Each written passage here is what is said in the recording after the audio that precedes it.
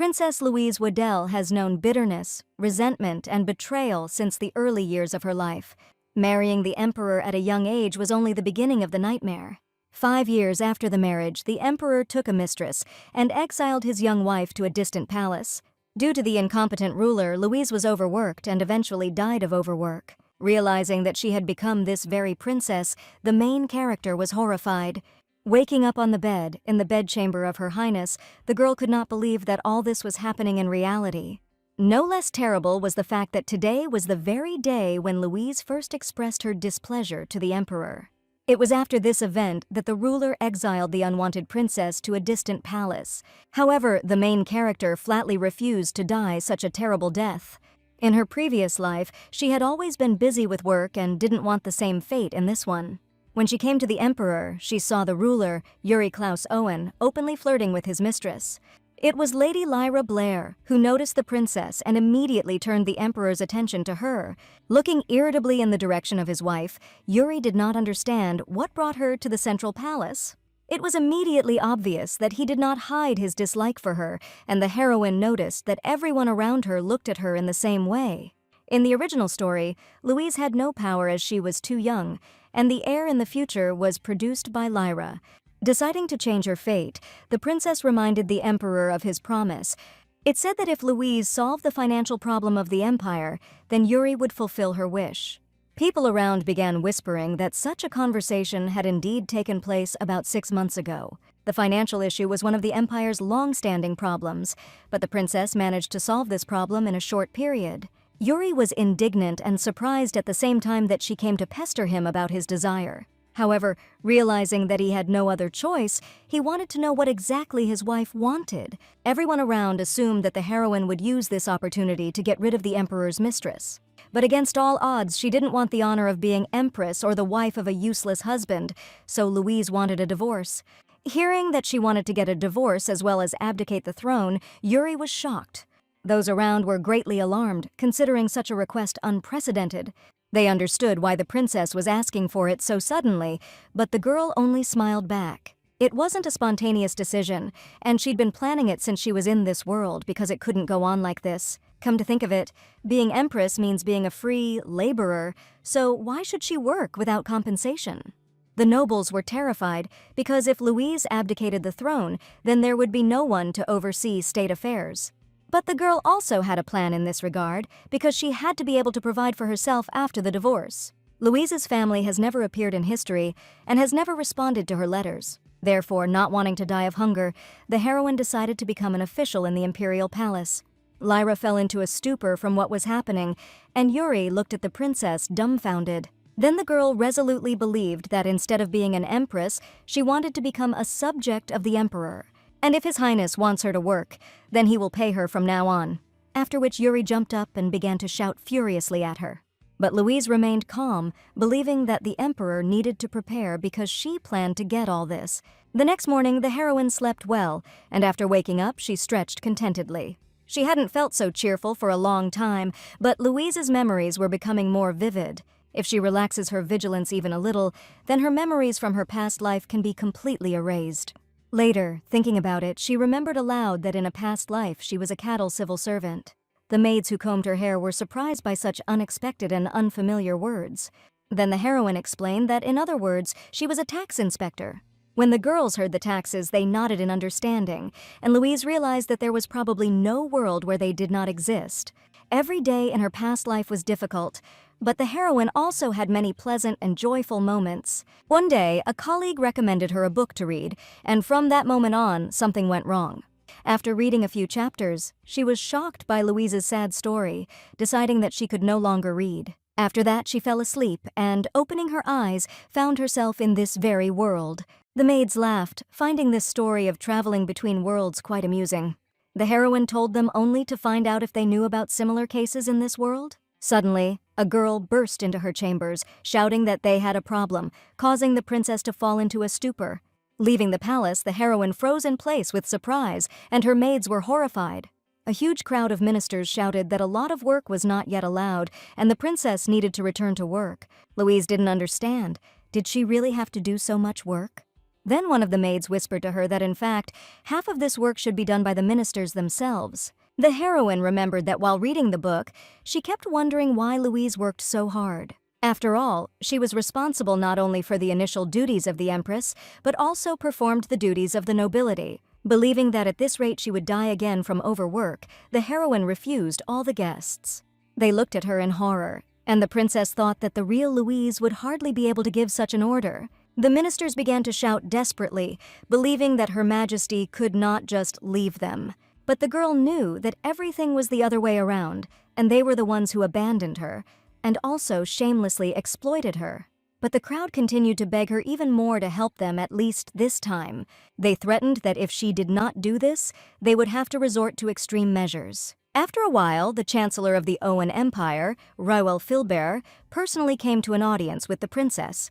He was glad to visit her palace for the first time and hoped that Her Highness would not refuse him to call off the strike. The main character realized that this was the extreme measure that the ministers took. Raoul was the highest-ranking official in charge of state affairs, as well as the youngest chancellor. In addition, he was a real genius in the original story, almost did not communicate with Louise.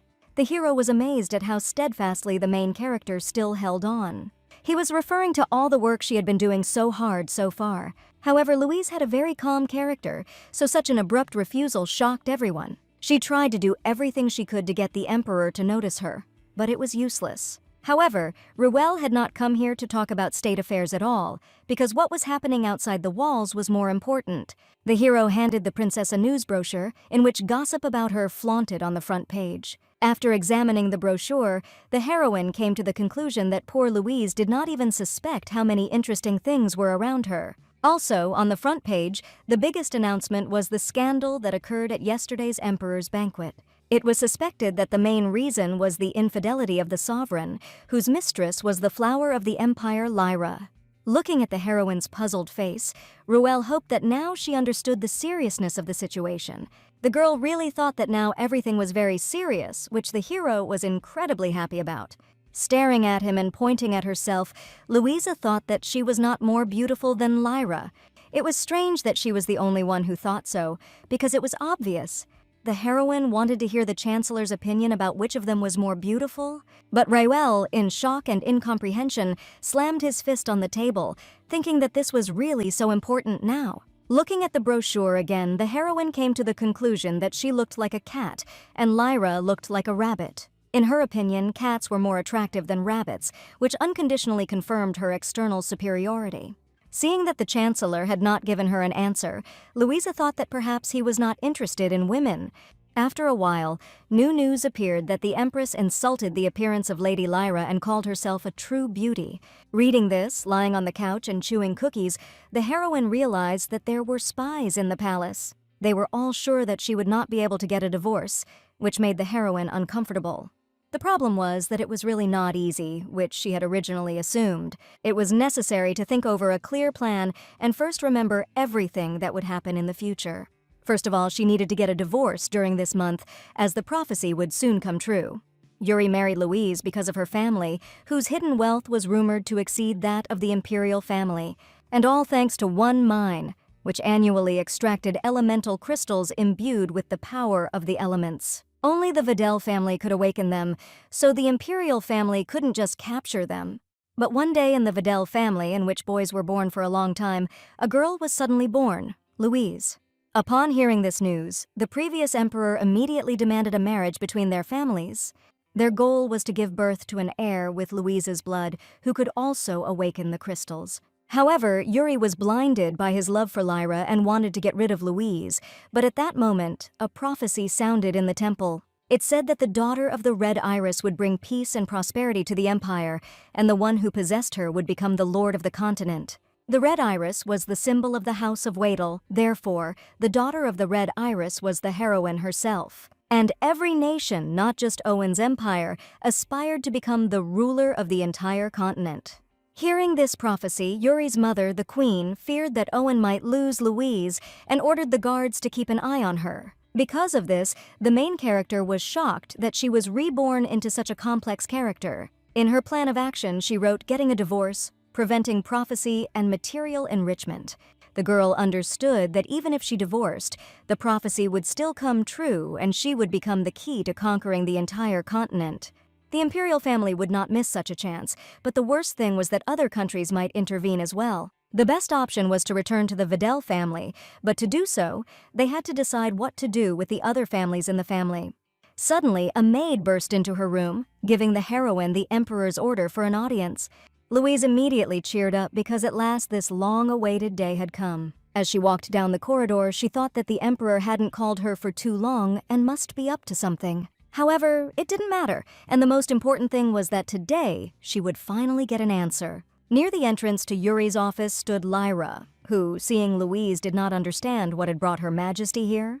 The heroine stared at her, thinking that she was really allowed to enter the emperor's office. Lyra apologized to the heroine, as the emperor was busy now, and asked not to disturb him. Looking at her coldly, Louise decided that her mistress thought she was going to get in the way. Frightened, Lyra immediately pretended that this was not what she meant at all. Louise's maid decided to intervene, for the empress was there at the invitation of His Highness. Everyone believed that the emperor's mistress was a good person, but the heroine considered her a wolf in sheep's clothing. In any case, Louise didn't have time for all these games, and she wanted the girl to step aside. Lyra was horrified, pretending that she had always wanted to be friends with her, and the mistress turned out to be so evil. Then the heroine wondered if she had ever mocked the girl or asked her to stay away from the emperor. Communication with a man who does not know how to listen at all tired the empress very much. Deciding to return to her room, Louise ordered Lyra to tell Yuri that from now on, if he had anything to say, let him write to her. At that moment, the door abruptly opened and the emperor came out to them, who did not understand why such a fuss came from. Lyra immediately threw herself into his arms, all in tears and looking at Louise with resentment. The main character curtsied to His Highness, deciding that it was time for her to leave. Taking her hand abruptly, Yuri did not understand whether she had been told that he wanted to talk to her, which made Lyra fall into a stupor. So Louise came here, but she was immediately informed that Yuri was busy, which greatly surprised the emperor. He immediately beckoned the heroine to his office and decided that his mistress could wait for him at her place for the time being. Entering the study and sitting opposite each other, the emperor wondered if the girl was feeling better. He was sure that she had put on this whole show just for his attention and did not understand how much longer Louise intended to continue. Making a sad look, Yuri understood that it was a mistake to bring a mistress without warning his wife, and he should have consulted. The reason for its appearance was that Lyra's family was on the verge of ruin, and many members had dispersed to other possessions. The girl herself and her younger brother were forced to wander between relatives, so the hero brought her here out of pity. Stopping his monologue with a gesture, Louise was not at all interested in listening to it, nor did she care about his thoughts on this matter. The emperor was surprised to think that the heroine understood his feelings. He hopes that the empress will let go of all her grievances and return to her duties as soon as possible. Looking at him in bewilderment, the heroine wanted His Highness to stop talking this nonsense and simply divorce her. Realizing that she was serious, the emperor's face sharply darkened. Louise wondered if he really thought she had been joking all along. Then Yuri fearfully decided to find out what would happen if he did not allow it. In that case, he would simply leave the empress no other choice, even though she wanted to do her best. Becoming even more confused, the emperor silently looked at her, expecting to hear the worst case. As it turned out, if he does not give a divorce, then Louise will also get a lover. Moreover, the emperor himself was not at all to her taste, which made the monarch completely taken aback. Having found out all this at the next meeting, Ruel was shocked, thinking the empress was crazy. He hoped that she would have the wisdom to come up with another option, but this was the only way out for the girl. The chancellor understood that such actions would undoubtedly affect the reputation of the heroine. However, Louise, on the contrary, enthusiastically understood that the turbulent, personal life of the empress would become quite a relevant topic for gossip. Ruel realized that she wanted to see if Yuri would divorce her if it somehow affected the reputation of the imperial family. Even if the emperor refuses to divorce, the only option for her is to be exiled in disgrace. Horrified by these words, the hero was also not delighted that the heroine continued to read news brochures. Taking it from the table, he saw an advertisement on the front page that Louise was looking for a lover, tired of the emperor's indifference. Screaming in shock and indignation, he demanded that the article be republished immediately, making corrections. However, according to Louise, it was too late, because for sure the article had already spread throughout the continent. What's done is done, and while Ruel was in a trance from what he had experienced, Louise was happy to eat the cake. The hero was sure that if the first prince was here, the empire would never be in such a state. The girl remembered that she had once seen a portrait of the first prince in one of the corridors of the palace. His name was Regan Klaus Owen, and everyone believed that he was missing. He was the legitimate son and heir of the empire, but due to an accident, power ended up in the hands of his younger brother, Yuri. The heroine remembered that he was mentioned only once in the book, without any influence on the plot. She found out that the previous emperor had health problems, because of which he went to another country for treatment. Regan decided to visit his father and went there, but his crew fell off a cliff and all the escorts were killed. It is also said that they were attacked, but the body of the first prince could never be found, so many believed that he survived. Hearing that he would one day return and restore order to the empire, Louise thought that he must have been an outstanding man. However, Ruel shook his head intensely, considering Regan even more stubborn than the current emperor. The hero knew that the first prince was nicknamed Lightning, and he had never met a more narcissistic person. Despite this, Regan enjoyed universal respect and the people pinned great hopes on him. The chancellor also believed that one day the prince would return and put an end to all the imperial chaos. The heroine was very surprised that she was also part of this chaos. But Ruel was shocked by her last actions and did not know what to do with all this now. However, the girl believed that he should not interfere because she was quite serious. Who knows, maybe this will be her chance to find her destiny in this world. Meanwhile, in the neighboring empire of Zenoa, a thunderstorm was raging over one of the northern settlements. In one of the taverns, people were enjoying a feast while discussing the incredible amount of thunderstorm in the sky. Suddenly, the door opened, and a lonely traveler walked inside, wanting to spend the night there. The young man was surprised that it was not so dark yet, but there were already a lot of people in the tavern. The hostess believed that the recent events in the Owen Empire, where the imperial family was rumored to be in turmoil, were to blame.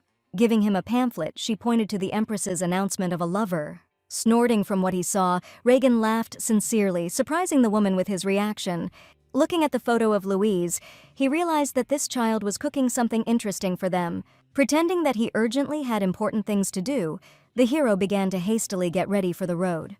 Taking a news brochure with him, he poured 10 gold coins to the hostess for it, which shocked her. The newspaper cost only 5 silver pieces, and the woman tried to return them, but Regan had already disappeared. As he mounted his horse, he thought that at last the time had come for him to return. After a while, the number of citizens who supported the Empress grew rapidly. Many literary critics regarded her actions as a satirical expression of the pain of unrequited love. Louise only laughed when she read about it, because she was much more serious than they thought. Her maids sitting next to her were delighted that their mistress was supported by so many people. The people criticized the emperor, demanding the release of the heroine, and this meant that she would be able to get a divorce within a month. The only thing was that the maids did not understand why she would go to work after she got divorced. After all, she was part of the Vadel family, although Louise herself had no idea where her family members were. In the meantime, another maid came and reported that a lord had arrived at the Empress's house. Louise did not understand who he was and was shocked to learn from the maids that he was the eldest son of the Vadel family. He was the first and only brother of the heroine, as well as the heir to the family. The Vadel family leaves the estate only when it comes to something important, and they came to the capital only once when Louise died. The main character thought that perhaps the story would somehow change again, as in the case of Ruel. Then she wanted to know what kind of person her brother was, which caused all the maids to be confused. The heroine pretended that she had not seen him for a long time and forgot, and then the girls began to cry, realizing that she had not seen her relatives for years. Upon learning that her brother was out of his mind, the Empress fell into a stupor. As it turned out, the most famous case occurred at the coronation of the emperor. On that day, the heroine returned to her chambers early because of the people who pushed her away, showing disrespect. Then there was an argument between Lord Louis and Lord Emio, which escalated into a conflict. The Empress's brother was furious and burned half of his opponent's hair. Lord Emio rushed at him, furiously demanding reparations, but Louis only laughed in response. After that, he used his magic again and completely burned all the hair on Emio's head. Thus, at the age of 18, Lord Emio was completely bald and no healer could help him. In addition, Chancellor Ruel officially considered Louis insane, which shocked Louise even more. The heroine hoped that she would be able to talk to him normally, but now it seemed that she needed to start making a new plan. The maids knew that due to their temperament, the members of the Videl family only chose the fire elements. Then the Empress wondered if she too could learn to control fire. The girls were sure that this was quite possible because the heroine also belonged to the Videl family. Louise had already had time to familiarize herself with the literature on elementals from this world. There are different types of elemental crystals, and they are chosen by the user. The Videl family has chosen the fire elemental for generations. Since people favored by elementals are rare, the Videls have always had a special attitude in any country. And if Louise manages to master fire, then she will no longer have to humiliate herself in front of the Videls in order to get asylum. Meanwhile, one of the maids reported that Lord Louis was already waiting for her outside. Meanwhile, the other servants apologized to the Lord, believing that the Empress just wanted to look good in front of a family member. Louis was furious at these words, not understanding what kind of family he was talking about. He did not consider this girl his sister at all, and he had not come here for nice conversations. At that moment, the head maid arrived in time and escorted the guest to the Empress, to the gazebo. When they arrived, the girl introduced her dear guest to Her Highness, after which she hurried away. The hero was infuriated by the flowers flying around, and he thought about burning them. Suddenly, he saw a beautiful girl in an elegant dress rise from the table. Not recognizing her as his sister, Louis came to the conclusion that he was facing a real fairy. All the maids around him, along with Louise, looked at him dumbfounded, puzzled by what they heard. Sitting down at the table, the hero looked at his sister as if he was trying to burn a hole in her with one look. First of all, the heroine did not know how to address him, informally or officially. With a sudden change in his face, Louis greeted Her Majesty, believing that they had not seen each other for a long time. Realizing that it was worth communicating officially, Louisa greeted the Lord happily.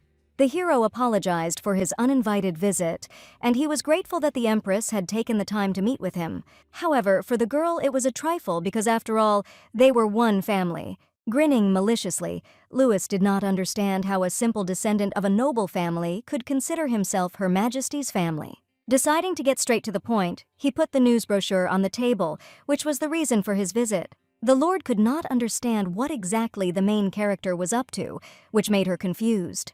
According to the hero, if it was all for the sake of the Emperor's favor, then she should have stopped dishonoring the name of Videl now. The girl was shocked, not understanding why he suddenly decided that she was doing this for the sake of the Emperor. The reason was that, according to Louis, she did not want to divorce Yuri at all. Louise was sincerely sorry that even her family did not believe in the sincerity of her intentions. Then the hero again decided to remind that they were not a family and that he did not have a sister. At first, she had turned her back on the Wadels, and now she had made so much fuss about the divorce that it Louis off. He was not going to follow the lead of the Empress, which finally puzzled the main character. The Lord was sure that she had purposefully chosen the imperial family, neglecting her own. Deciding to leave, he hoped that she would remember his words and not even think about returning to the Wadel family. After all, now, she was not only a member of the imperial family, but also an enemy to all the Videls. Looking after him, the heroine had the feeling that if she just let him go now, she would never find out anything. She shouted for her brother to stop and ran in his direction. Tripping over a rock, Louisa slammed into his back, wrapping her arms around his waist. Frozen in place, the hero decided to clarify what the girl had just called him. Surprised by such a question, the heroine again called him her brother. At the same moment, Louis flared up like a torch, scaring Louise greatly. But suddenly the fire turned into roses, and pushing his sister away, the Lord ordered her not to touch it. After that, he embarrassedly covered his face with his hands, confusing the heroine. Looking at him carefully, the girl's eyes suddenly sparkled. She immediately began to circle around Louis, hugging him and calling him her brother. The completely embarrassed hero decided that even this does not change anything. The heroine did not understand why he was so cold, after all. They had not seen each other for 10 years. Moving away from her, Louis looked furiously at his sister, who was the first to turn away from her family. This puzzled the Empress even more, who didn't understand what he was even talking about. But the hero knew for sure that she had never tried to contact them, so it was time to stop playing happy family. Louise was shocked to learn that she had never tried to contact her family. The hero found it funny how the heroine resolutely tried to deny it. Over the past 10 years, he must have sent 1,000 letters to his sister, hoping to find out how she was doing. However, she never replied to a single letter, even when he begged for a one-line reply. So now it was too late to fix anything, and looking contemptuously at Louise, Louis went home. Looking after him, the girl did not understand why the original heroine decided to break off ties with her family. Later, thinking about it, she remembered that Louise missed her family for the rest of her life, and something clearly did not add up. All this made her dizzy, and Ruel thought she was completely insane. He wasn't surprised by this, given the crazy things the Empress had been doing lately. A few minutes ago, out of pity, she offered to help him with the documents, not thinking that he would agree. However, now she had to sort out 12.5 stacks of documents with him. At some point, the Chancellor wondered how the heroine's meeting with Louis went. Louise was surprised that he called her brother by name, as it meant that they were in a close relationship. As it turned out, they studied together, and Ruel was the best in the Faculty of Science, and Louis was the best among the knights. The hero knew that the children of the Vidal family were excellent with the sword, and was also sure that if it were not for the wedding, Louise would also have graduated from the academy. Since she was good at administrative affairs, she could enter the Ruel department. The Chancellor wondered what exactly they were doing during the meeting. The heroine remembered that they parted on a not very good note, and her brother was angry that she did not answer his letters for 10 years. Hearing this, the maids were horrified and cried out that it was not true. According to them, she's been sending letters to the family since childhood, at least 3 every week. And it was her relatives who behaved as if the girl did not exist, not deigning to answer a single letter. Realizing that both sides had written letters but no one had received them, Louise came to the horrible conclusion that someone had intercepted them. Having also made this conclusion, Ruel thought that someone wanted to completely cut off the heroine's connection with her family. However, it was clear that very few could intercept the letters right in the palace. It was immediately possible to remove Emperor Yuri from the suspects, since he was too stupid for this. And it was definitely not Lyra, since letters began to disappear 10 years ago, and she appeared in the palace only 5 years ago. Deciding not to guess in vain, the heroine intended to set traps in the future. After a while, Lord Louis sat in his estate, looking thoughtfully out the window. Suddenly, the butler informed him of the visitor's arrival, much to the lord's surprise.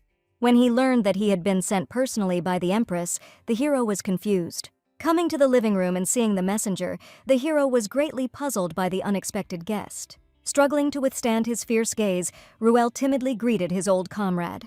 The lord didn't understand why the Imperial Chancellor had come to see him in the first place. Hearing that he himself doubted the adequacy of his actions, Louis turned around and began to leave.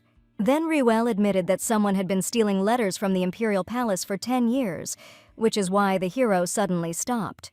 It was for this reason that the lord did not receive a letter for 10 years.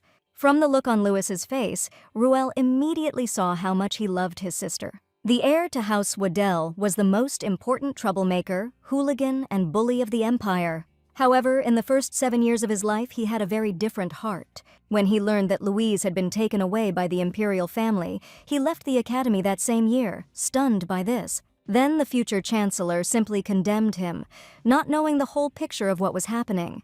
However, now, the Empress was making every effort to deal with the entire situation that had arisen over the past 10 years. In addition, Louis clearly did not hate her, so he had to stop acting like a child.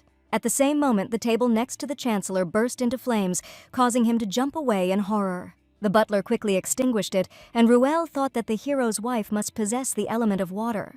Continuing the conversation, the Chancellor admitted that they had narrowed down the circle of suspects, and only one remained, but they are not yet sure. The hero wondered what his comrade was going to do now, because surely he had a plan. As for the plan, at the moment the Empress was heading directly to the suspect. Hearing this, the Lord's eyes clouded with the horror and rage that gripped him.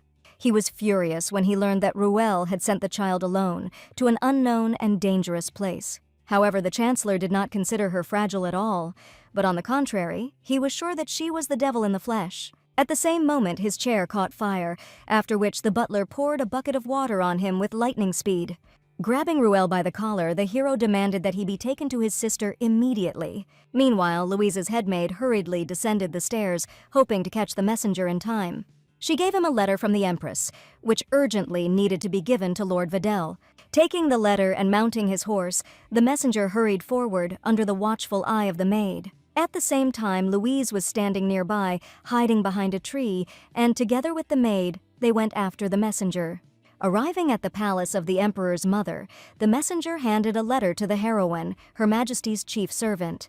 The woman did not understand whether the Empress was really so stubborn or maybe just stupid.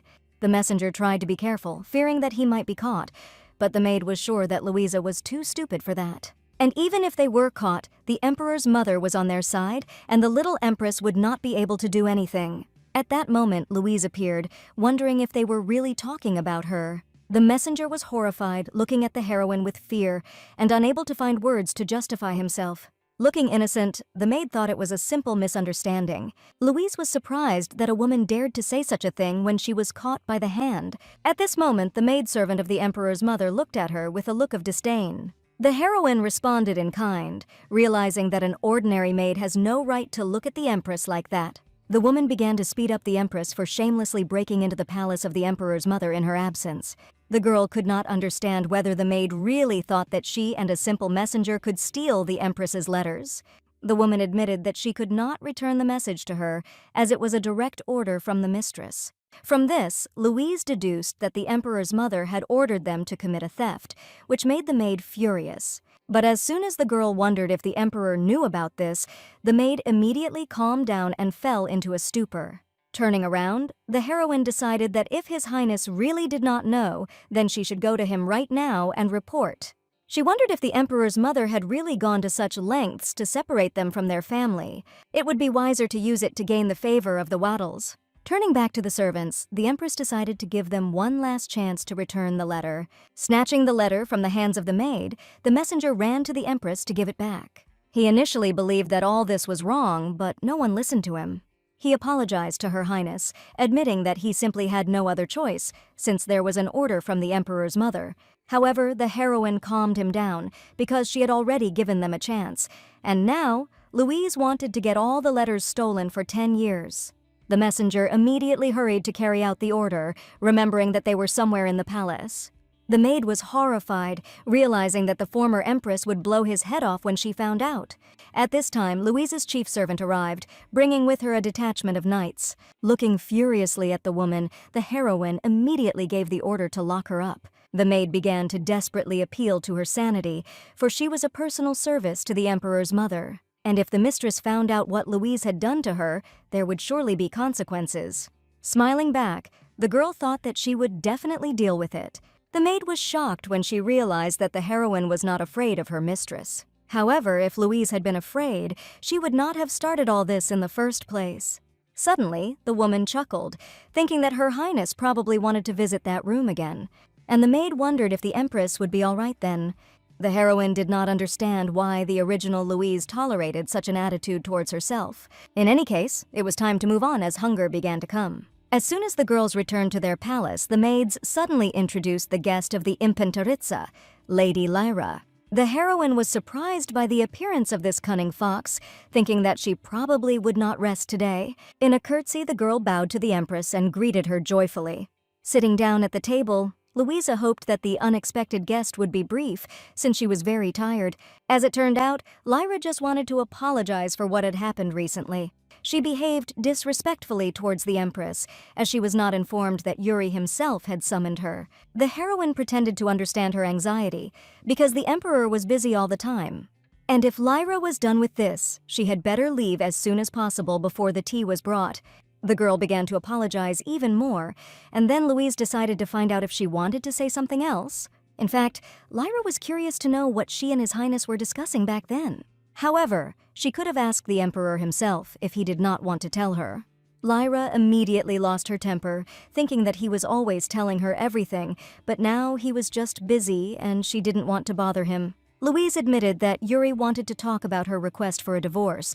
She proposed again and he refused. Feeling incredibly terrified, the girl did not understand why His Highness refused her. But the heroine herself did not know the answer to this question, and she wanted it to turn out to be a lie. Shuddering with horror, Lyra decided to clarify what the heroine plans to do now. Louise understood from her question that the emperor had clearly decided not to let his mistress know that she was looking for a lover.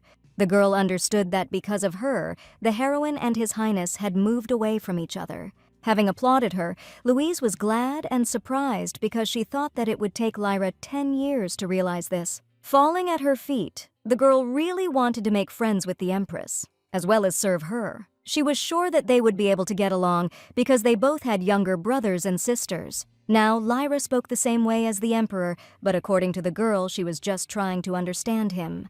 She was quite content with her position as the Emperor's concubine and did not want to encroach on the Empress's place at all. Then Louise reminded her that the real world is not a fairy tale and a happy ending always means sacrifices. Lyra and Yuri inadvertently demanded sacrifices from her and then pretended that she rejected their goodwill. Saddened, the girl decided that her highness was too harsh. Louise was strange to hear such a thing about someone who was having a completely rational conversation with her own husband's mistress. Unable to stand it, Lyra screamed, considering her cruel, and if the heroine had initially compromised, then everything would have been fine. Louise thought that it was rather selfish of her to talk about compromise while trying to take everything away from the Empress. Suddenly, the main character rethought this conversation, not understanding why she was arguing with her at all. First of all, she clarified that this was indeed Lyra's first visit to the Rose Palace. The girl found it incredibly spacious, luxurious, and majestic. In that case, Louise wondered if Lyra would like to stay here. Seeing the shock in the girl's eyes, the Empress decided to clarify if Lyra wanted to become the lady of the Flower Palace. Louise knew that she would never be able to persuade the Emperor, as long as it was in his interest, that she should remain in the palace. With Lyra, everything was different, but the girl realized that her highness had said this on purpose. In her opinion, if she agreed, Louise would immediately tell the Emperor that she was aiming for the place of the Empress. Lyra was also sure that the Empress was greatly mistaken, considering her stupid. Then the heroine remembered how the girl had previously believed that she was completely satisfied with being a concubine of the Emperor. But what happens if she suddenly becomes pregnant, because her child will never inherit the throne? Because she was not an empress, and Louise's child, even if she was younger, would receive the throne in any case. Lyra's child will be forced to be in the shadow of her child for the rest of his life. Believing that she is satisfied with being a concubine, does she realize that then her children will be in constant oppression? Perhaps Lyra herself can live like this for the rest of her life, but is she ready to subject her children to such a fate? Therefore, she should stop pretending to be a sheep, because ambitious people are better than hypocrites. The girl did not understand what all these cruel words were for, and did the Empress not care about other people's suffering? However, it was Lyra who continued to behave arrogantly and all-powerful, although she was only the Emperor's mistress. Enraged by such words, the girl shouted that Yuri promised to marry her and then she would become his official wife. Smiling, the heroine thought that she would start calling her the Emperor's wife after their wedding, but for now she was just a mistress. Lyra began to cry, thinking that she had come here to make friends, and her highness was saying such cruel words. The Empress's maids standing nearby were confused by her tears. Suddenly, Yuri ran out from behind the bushes and rushed towards them, furiously shouting Louise's name. Seeing the tears of his mistress, he did not understand what his wife dared to do. Lyra pretended not to understand how he ended up here, and the heroine continued to look at them calmly. The Emperor wanted Lyra to confess to him at once whether Louise had offended her. But the girl thought that her highness had done nothing of the sort. She was just not good enough. Ironically exhaling, Louise was once again delighted with Lyra's incredible acting. However, Yuri demanded to know what the Empress had said that had brought his mistress to trembling. The heroine pretended not to know. Maybe she was trembling because the sun was setting and it was already cold? The Emperor did not understand how she could be so shameless, for she must have called Lyra here to throw mud at her. In response, Louise honestly admitted that the girl herself came to her, but Yuri considered her words to be a lie, deciding that she really asked for a divorce to get rid of Lyra. Thinking that it would be great to hit him, Louise suddenly saw a familiar figure and jumped up abruptly. After that, she fell to her knees in front of the Emperor, confusing him. Being shocked, Yuri thought that she had finally decided to apologize, although it was already too late. Looking at him coldly, the heroine wanted him to stop talking this nonsense. After that, she immediately began to demonstratively cry, which further puzzled those around her. Running to her, the maids began to calm the mistress, wiping away her tears. The emperor shouted that he would not forgive her, even if she sobbed on her knees before him. Lyra supported him because the heroine was the first to be rude to her, and now she wanted to make her look guilty. Louise did not understand how he could say that. After all, they had lived together for 10 years, and he believed the words of this girl. The emperor was outraged that she was also accusing him, even though she just needed to behave appropriately in the first place. The empress did not understand whether she really deserved to live locked up like a toy and clean up after him forever. All in tears, she demanded to know why he had married her in the first place. Enraged, Yuri screamed, citing the reason for receiving a child with the blood of the Videls. This was the only purpose of the heroine's existence, and it meant nothing more to him. Seeing how she drooped, the emperor reached out to grab her by the hair, but Louise began to chuckle at that moment. At the same moment, Louis grabbed Yuri's hand, frightening the emperor with his aura. The hero was like an angry bull and did not understand what this bastard allowed himself. Seeing him, the emperor felt an icy chill run down his spine and decided to clarify how he ended up here. Then Louis decided to find out if he was really forbidden to be here, so Yuri shook his head in fear. Louise hadn't expected him to come so quickly, but now the advantage was on her side. Looking at her satisfied face, Lyra froze in place with horror and incomprehension. The heroine wondered if she really thought that she was the only one here who could cry like that.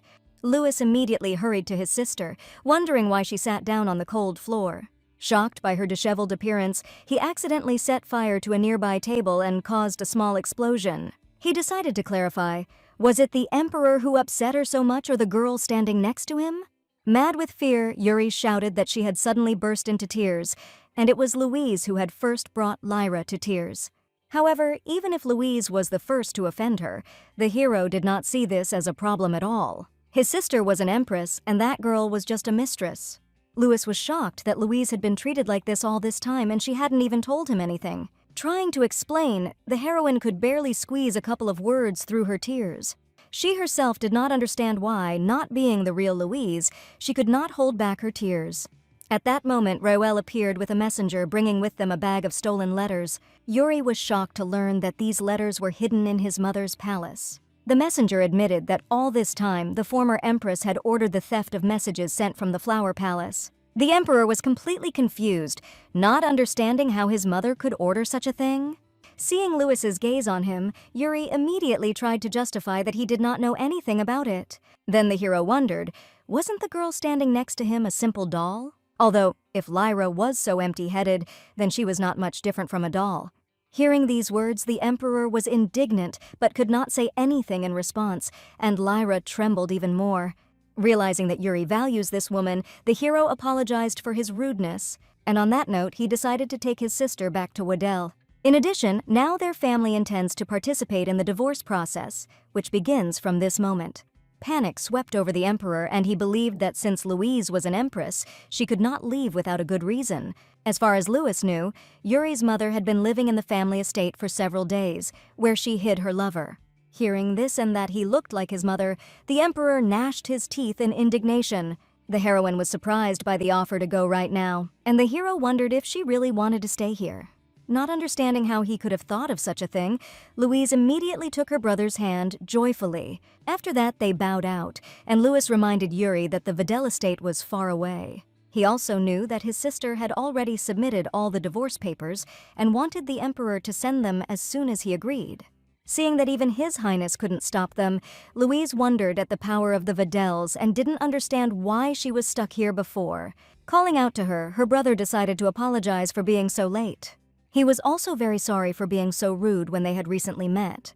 Seeing the tears in her eyes again, Louis thought that she was no longer a child, and it was time for her to stop crying. He immediately helped her wipe away all her tears, noticing how much she had grown. However, he was sure that deep down she would always remain his little Louise. The heroine could hardly believe in this, and her brother decided that she had always been and would always be Louise Waddle. Realizing that she was not Louise, the heroine experienced very strange sensations. Louis's words made her feel like she had become one with the original Louise.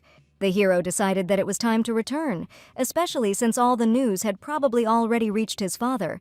Suddenly, Louise only now realized that she would meet the Duke of Videl for the first time. Meanwhile, at the Vattel Manor, a servant hurried to his master to give him the latest news.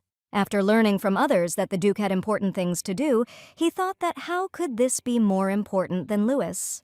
After all, even if the Lord beat the Emperor, Duke Videl was now spending time with portraits of the Duchess and Lady Louise.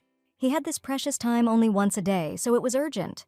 Therefore, if the servant wanted to live to old age, he had to be patient and wait. Finding this ridiculous, the servant asked them to tell their master that Lady Louisa was returning home with Lord Louis. At the same moment, the door leading to the Duke exploded, creating a powerful wave of energy. From the smoke and ashes came the formidable figure of the Duke, who wanted the servant to repeat his words.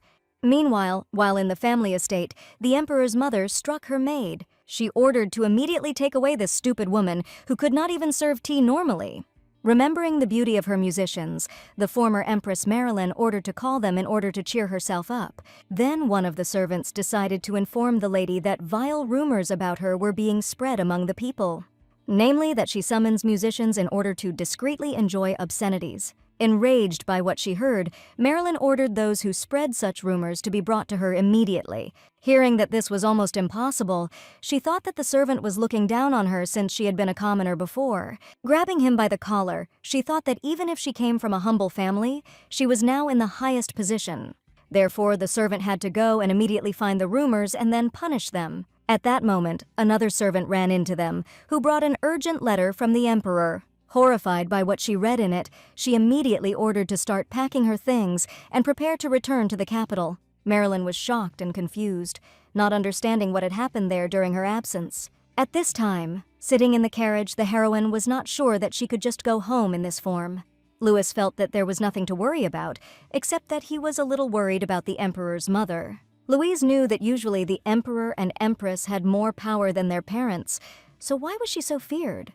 However, the hero was sure that he and his father would protect her, and his sister had nothing to fear. But this was the catch, because if the brother was so crazy, then what can we say about the father of the family? Suddenly, the hero remembered that he had forgotten to tell someone that he was going to take Louise with him.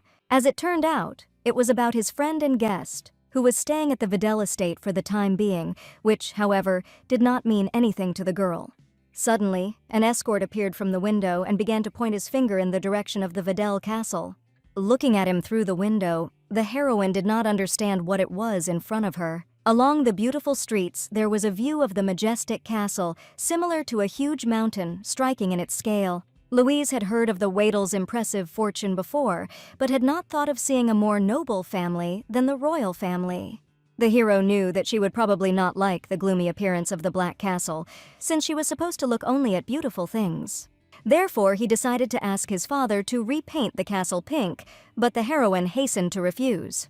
As it turned out, the Wadel estate was on the outskirts of Owen, and a border wall separated them. Beyond the mountain, behind the castle, was a plain that was a conflict territory, and beyond it was the Tristan Empire. The castle was deliberately made gloomy to hide the traces of fires, because the Videls often, unintentionally, use their powers. The heroine wondered if she could learn how to use a fire elemental. The hero nodded approvingly. After all, she was also a member of the Videl family. However, creating a bond with an elemental was not so easy, and there was a lot to go through. In the meantime, the servant announced their arrival, and as it turned out, the Duke decided to meet them in person. As he led Louise out of the carriage, Louis felt that she was not well. But the heroine was just a little worried about what would happen if her father suddenly did not like her. The servants, along with the Lord, immediately laughed, thinking that Lady Louise had a bad sense of humor. The heroine was greeted by hundreds of people, rejoicing at her return and showering the path with flower petals. Those around her congratulated her on her divorce and hoped that now the life of the mistress would be filled with happiness. Duke Louis de Videl stood in the middle of the road, arms outstretched for a hug. Louise concluded that everyone was looking forward to a beautiful father-daughter reunion. Due to her age, she didn't really want to do it, but she needed a good relationship with the Duke. Running to him with her arms outstretched, she began to call for her daddy. When she was next to him, the Duke suddenly fell to his knees, clutching his chest. Louister asked the butler if he had heard the words from her lips, too. His daughter had just called him Dad, and she had just been a baby and called him Baba. While everyone around him congratulated him on such a touching moment, Louise was shocked because she was married off at 8. At that moment, Louis approached and reported to his father that the imperial family refused to cooperate, so the marriage was formally in force.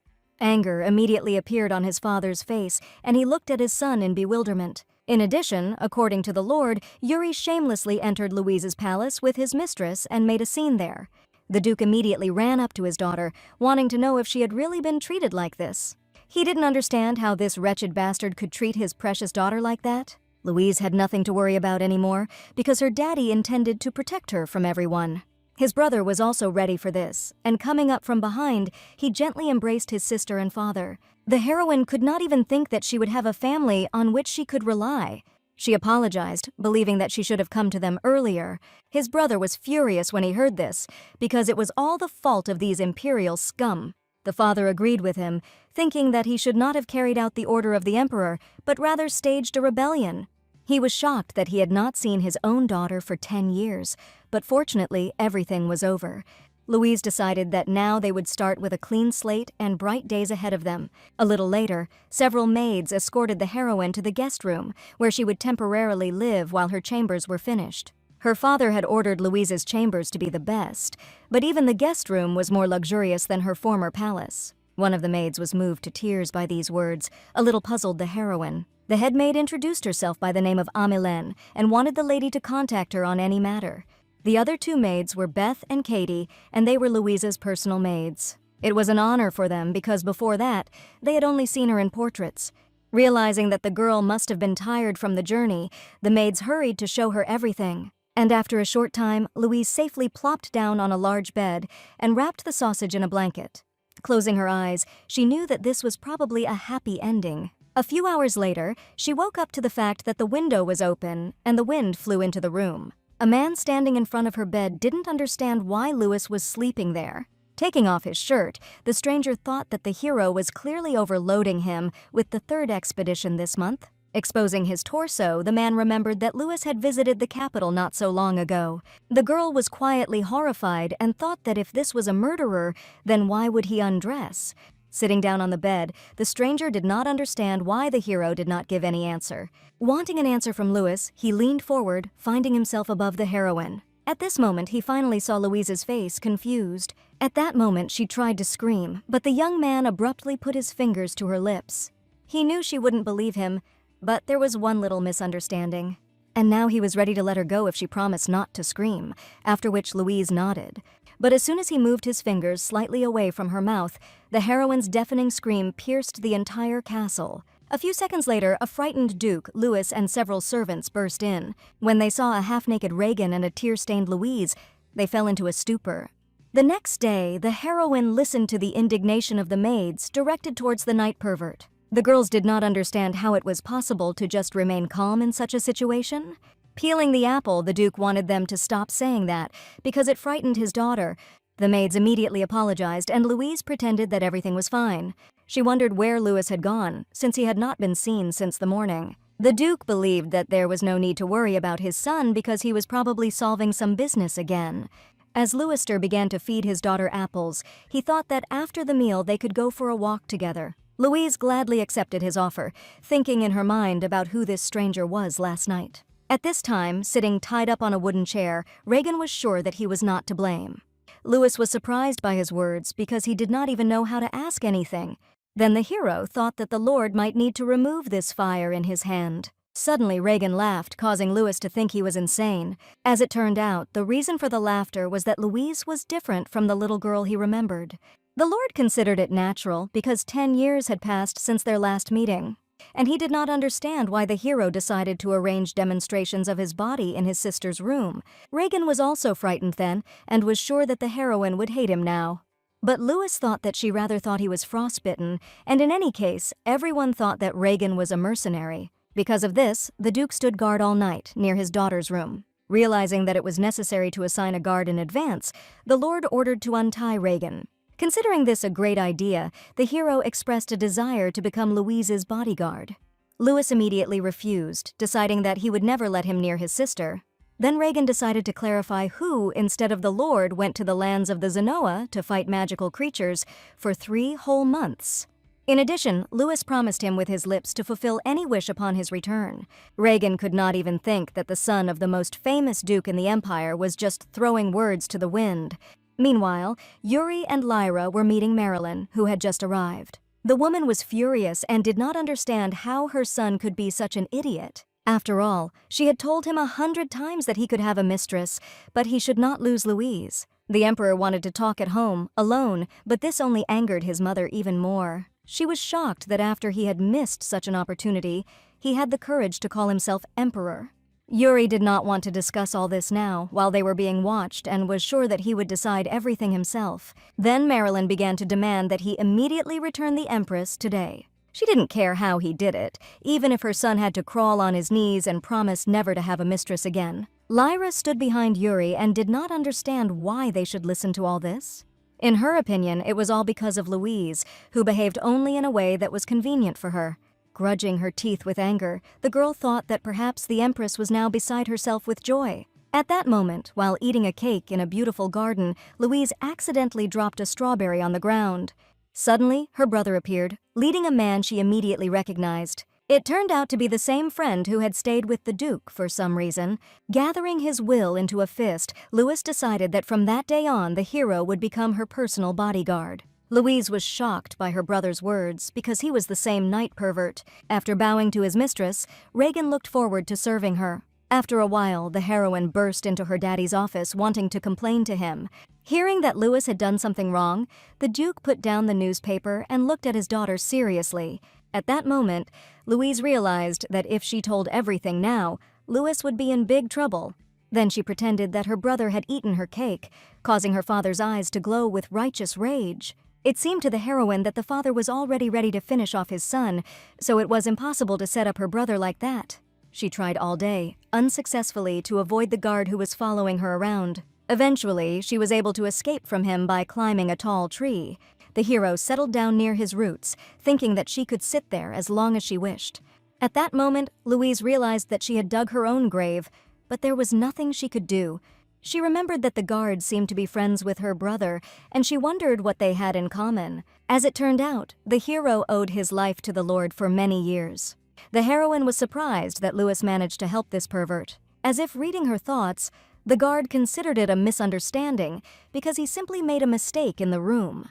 Louise then wondered why he had entered through the window in the first place, because if he had used the door, everything would have looked more normal. The hero thought that if she didn't believe in his friendship with the Lord, she could just ask the butler. The girl knew in her mind that if Louis himself had recommended him, then it could really be a simple misunderstanding. The guard remembered how he had an accident while being chased near the Waddle estate. He was betrayed by his own family, and if the Duke hadn't found him, they wouldn't be talking now. The heroine was surprised that he said this with a smile, because it must have been very hard for him. However, the guard was just used to being hated by everyone, and it was easier to just give up and not rely on anyone. But Louise thought differently, and felt that giving up was both embarrassing and hurtful. After all, there will always be someone who will help and cover your back at the most difficult moment. The hero was surprised and thought, what if the mistress covers his back? After that, the main character stared at him dumbfounded for a few seconds. She didn't understand why he was talking to her as if they were old friends, especially if he himself expressed a desire to be her personal knight. In response, the hero only laughed heartily, which puzzled her even more. Louise was outraged, thinking that he was just laughing at her. She had been the first to turn down such an offer, so now she was just his friend's little sister. After a little thought, Louise came to the conclusion that it was really possible, so to speak. Smiling, the hero decided that since she refused, he simply had no other choice. He didn't want her to take offense at Louis, because he himself insisted on becoming her knight. The heroine was shocked, because if she had known earlier that he could leave so easily, she would not have climbed this tree. However, the hero did not want to force her to do what she did not want at all. Suddenly, a large explosion rang out behind him, from which Louis was rapidly approaching them. Covered in tears, the Lord sincerely hoped that his sister would forgive him for everything.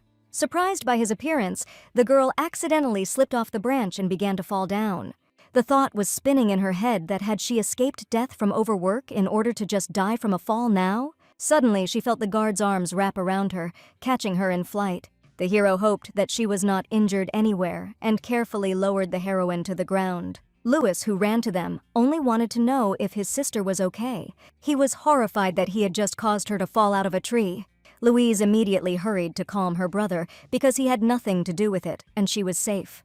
Hugging his sister, Louis hoped that she was asking him for scaring her without really explaining anything. The girl also apologized in response because she then shouted at them and ran away. At that moment, she looked back and saw how the hero turned around and began to leave. The heroine immediately ran to him, admitting and believing that he was not a pervert after all. She apologized for misunderstanding him and why she had run away in vain. However, if her brother trusted him, then Louise was ready to trust the hero. Taken aback by such words, the guard did not even believe what he heard at first. He hoped that she would really not regret her decision in the future. At the same moment, he took her hand and kissed her wrist, wanting to serve his lady. Louise was greatly embarrassed, her eyes rounded at her new knight. Later, over a meal with her family, she finally decided to find out his name. At this moment, the Duke, Louis, and the hero himself looked away thoughtfully, as if they hadn't heard the question. The heroine did not understand. Was it really so difficult to take and say her name? Then the knight decided that the names were not so important, and the lord supported him, considering the names a mere formality. At this point, Louise thought that her brother should stop calling her name as well. Then the hero decided that why not the mistress call him in a way that would be more convenient for her. But the girl was still against it, because it was an extremely reckless approach to life. After all, he probably had parents who gave him a name, and why not just say it? Suddenly, she remembered the story of the night about how his family betrayed him, and realized that he was pouring salt on the wound. It dawned on her that this was why Louis believed that names didn't matter to support his friend. At this moment, Louise felt a strong rush of admiration for her brother. The heroine wondered if she could address her brother using Louis's diminutive name.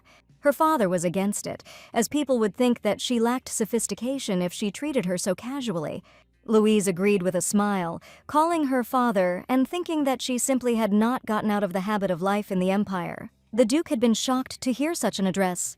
But now Louise was in the mood to address formally. And yet, the hero needed a name because he became her knight, and she would often address him. Looking at him attentively, Louise suddenly realized that he reminded her of the Emperor. However, unlike Yuri, his hair was more golden and his eyes were purple, and in general, he was very handsome. After a little thought, the heroine decided that she would call him Rayandro.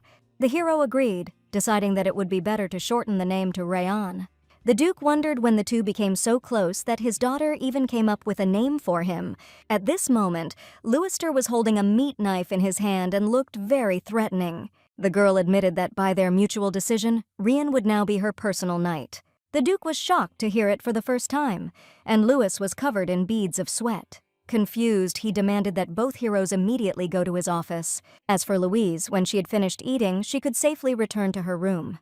In addition, he hoped that his daughter would remember that her father was once a dad forever. Smiling sweetly, the heroine agreed with her dad's words. As they left, Louise's maids breathed a sigh of relief, not understanding how the lady could remain calm with the Duke's gaze. Louise knew that her father and Louis could make anyone feel like they were in a vice, but she was used to it.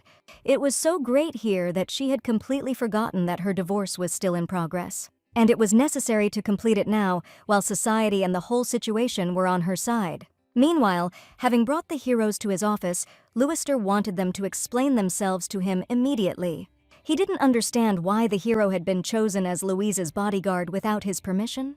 Casting a sidelong glance at his friend, Louis admitted that he had threatened him. The Duke looked at his son in bewilderment because had he taught him to behave like this? However, in the Lord's opinion, even though the hero had threatened him, he was still a good choice. After all, Marilyn, who was sitting quietly in the estate, quickly returned to the capital after hearing the news about Louise. The heroine was the one who could hide all the flaws of the Emperor regarding the legislation of succession to the throne. Then the hero admitted that he himself asked for this, since soon the imperial family would begin to put pressure on Videl. The Duke wondered if this was the guess of the first prince of the empire, Regan Klaus Owen. The hero was happy for the first time in a long time to hear his real name. He was grateful to the Duke's family for saving his life, and also for painting while sheltering him. However, Louister did not want to listen to thanks, believing that His Highness was now his debtor. Regan understood this, as well as the fact that their original plan was to wait until Louise came of age. On this day, the Duke wanted to lead a rebellion against the imperial family together with the hero. When the imperial family took the heroine to their place, the Waddell family closed down and did nothing. Questions began to arise, and some believed that the Duke had given up everything because of the loss of his daughter. Others believed that Leicester was simply waiting for the right moment to take revenge. But over the course of 10 years, people gradually lost interest in everything, and the story was forgotten. Reagan believed that it would not be easy to get a divorce from the emperor, but a change of ruler could be a good pretext. He believed that thinking about a change of government, for the sake of his daughter, was very typical of the Waddells. Leicester did not understand why, knowing all this, the hero was still here. As it turned out, she and Louis weren't the only ones who cared about Louise. In order to rescue her from the terrible clutches of Marilyn, Reagan was ready to be used. In fact, ever since the day they first met years ago, he had been waiting to meet Louise again. But the girl herself managed to escape from the palace even before they came for her. After listening to the hero's sweet words, the Duke immediately wanted to forget them, and the Lord pretended not to hear anything at all. Suddenly, a servant ran up to them, bringing urgent news from the imperial palace. They demanded the immediate return of the Empress to her rightful place. At the same moment, the imperial message burst into bright flames, right in the hands of the servant, causing him to cry out.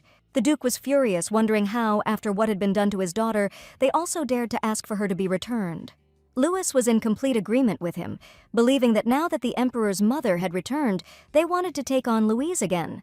Leicester considered their actions unforgivable and decided that he would not allow them to get away with it. At the same moment, the Lord came up with a plan and remembered that he had a good friend in the palace. Hearing that the cocky and violent Louis had a friend, everyone present was taken aback. After a while, when the night had covered everything around, the servant came to the Chancellor's office, wanting to give him a letter from Lord Waddell. Entering the office and seeing a hunched half-dead man who vaguely resembled Ruel, the servant froze in place with confusion. Having received the letter, the Chancellor began to study it attentively, his eyes clouded from processing. After a few seconds, he suddenly began to laugh, confusing the servant. But when he saw the endless mountains of accounting that needed to be worked with, the smile had already left his face.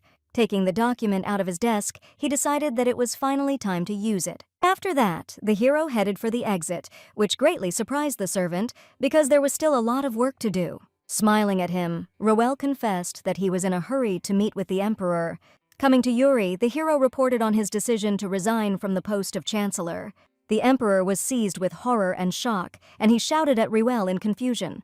But it turned out that the hero was simply tired of enduring all this because they were drowning in work after the departure of the Empress. At this moment, Yuri remembered that Louise also couldn't take it anymore, so she wanted to be overthrown. From early childhood, the Emperor was raised as a second prince, and he could even think that power would be in his hands. He had never been groomed for such a role, so it was overwhelming for him. The people were dissatisfied with his incompetence, and many began to express their concerns. After her marriage, Louise began to study imperial affairs and soon took it upon herself completely instead of Yuri. And if at least one sacrifices himself, then all the others can be calm and happy. Now, more than ever, the Emperor understood the meaning of not missing water until the well dried up. Realizing that he was finished without Louise and Ruel, he gave his resolute refusal to the Chancellor's request for dismissal. But it didn't matter to the hero, because he signed his employment contract with the previous emperor, so now it is invalid. In Owen, those born after the second son cannot be considered heirs, they are simply not recognized. Therefore, the first and second sons were lucky to be content with all the privileges of heirs. The rest, born after, do not even deserve to be considered family members. There were 5 children in the Reuel family. The hero himself was the second, and their family was extremely friendly. But because of this rule, his 2 younger brothers had to go to a monastery. His parents face a dilemma every day because they love all their sons equally, so they were against the monastery. But one day, Reuel attracted the attention of the emperor and began to work in the palace, which is why the 3rd son was able to take his place. However, at the same time, the 4th son still remained on the sidelines, like an outcast.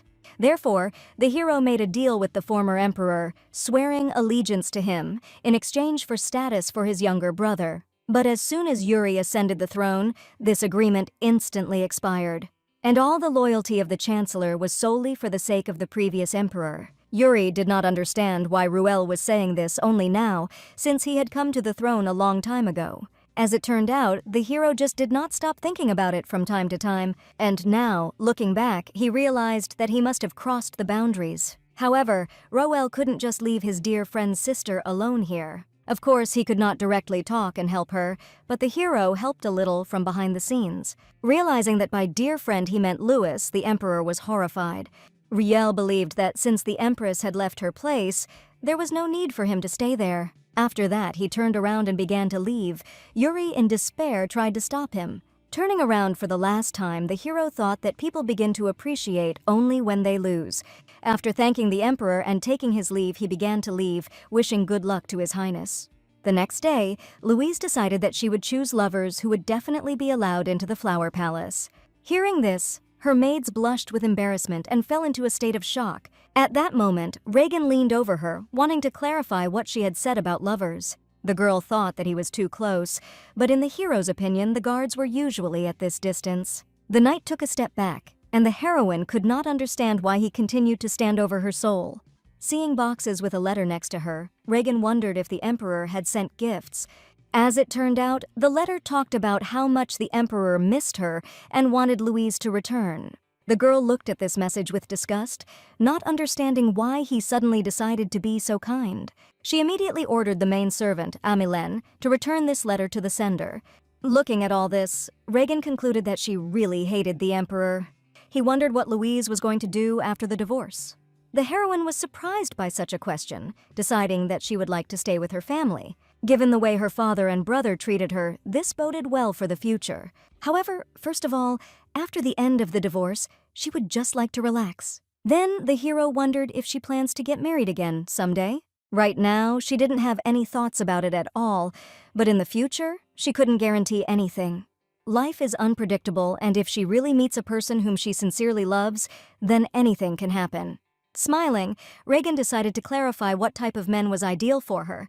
After thinking for a while, Louise decided that it must be a slightly rich man who had a little power. In addition, he must be able to listen to her at least a little. After rethinking what was said, the girl came to the conclusion that she really has high standards. But the most important thing was that she didn't want to mess with the royal blood anymore, even under the pretext of death.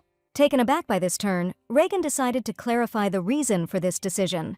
According to the heroine, nothing good could be expected from the royal blood, but the hero believed that not everyone was like Yuri. In fact, it was just an excuse, because the true reason for such a decision was a prophecy. The person who can get her will become the ruler of the entire continent. Of course, she decided that she didn't want to deal with the royal family anymore, but in fact, she was referring to Yuri. After all, when the prophecy comes true, the imperial family will not leave her alone.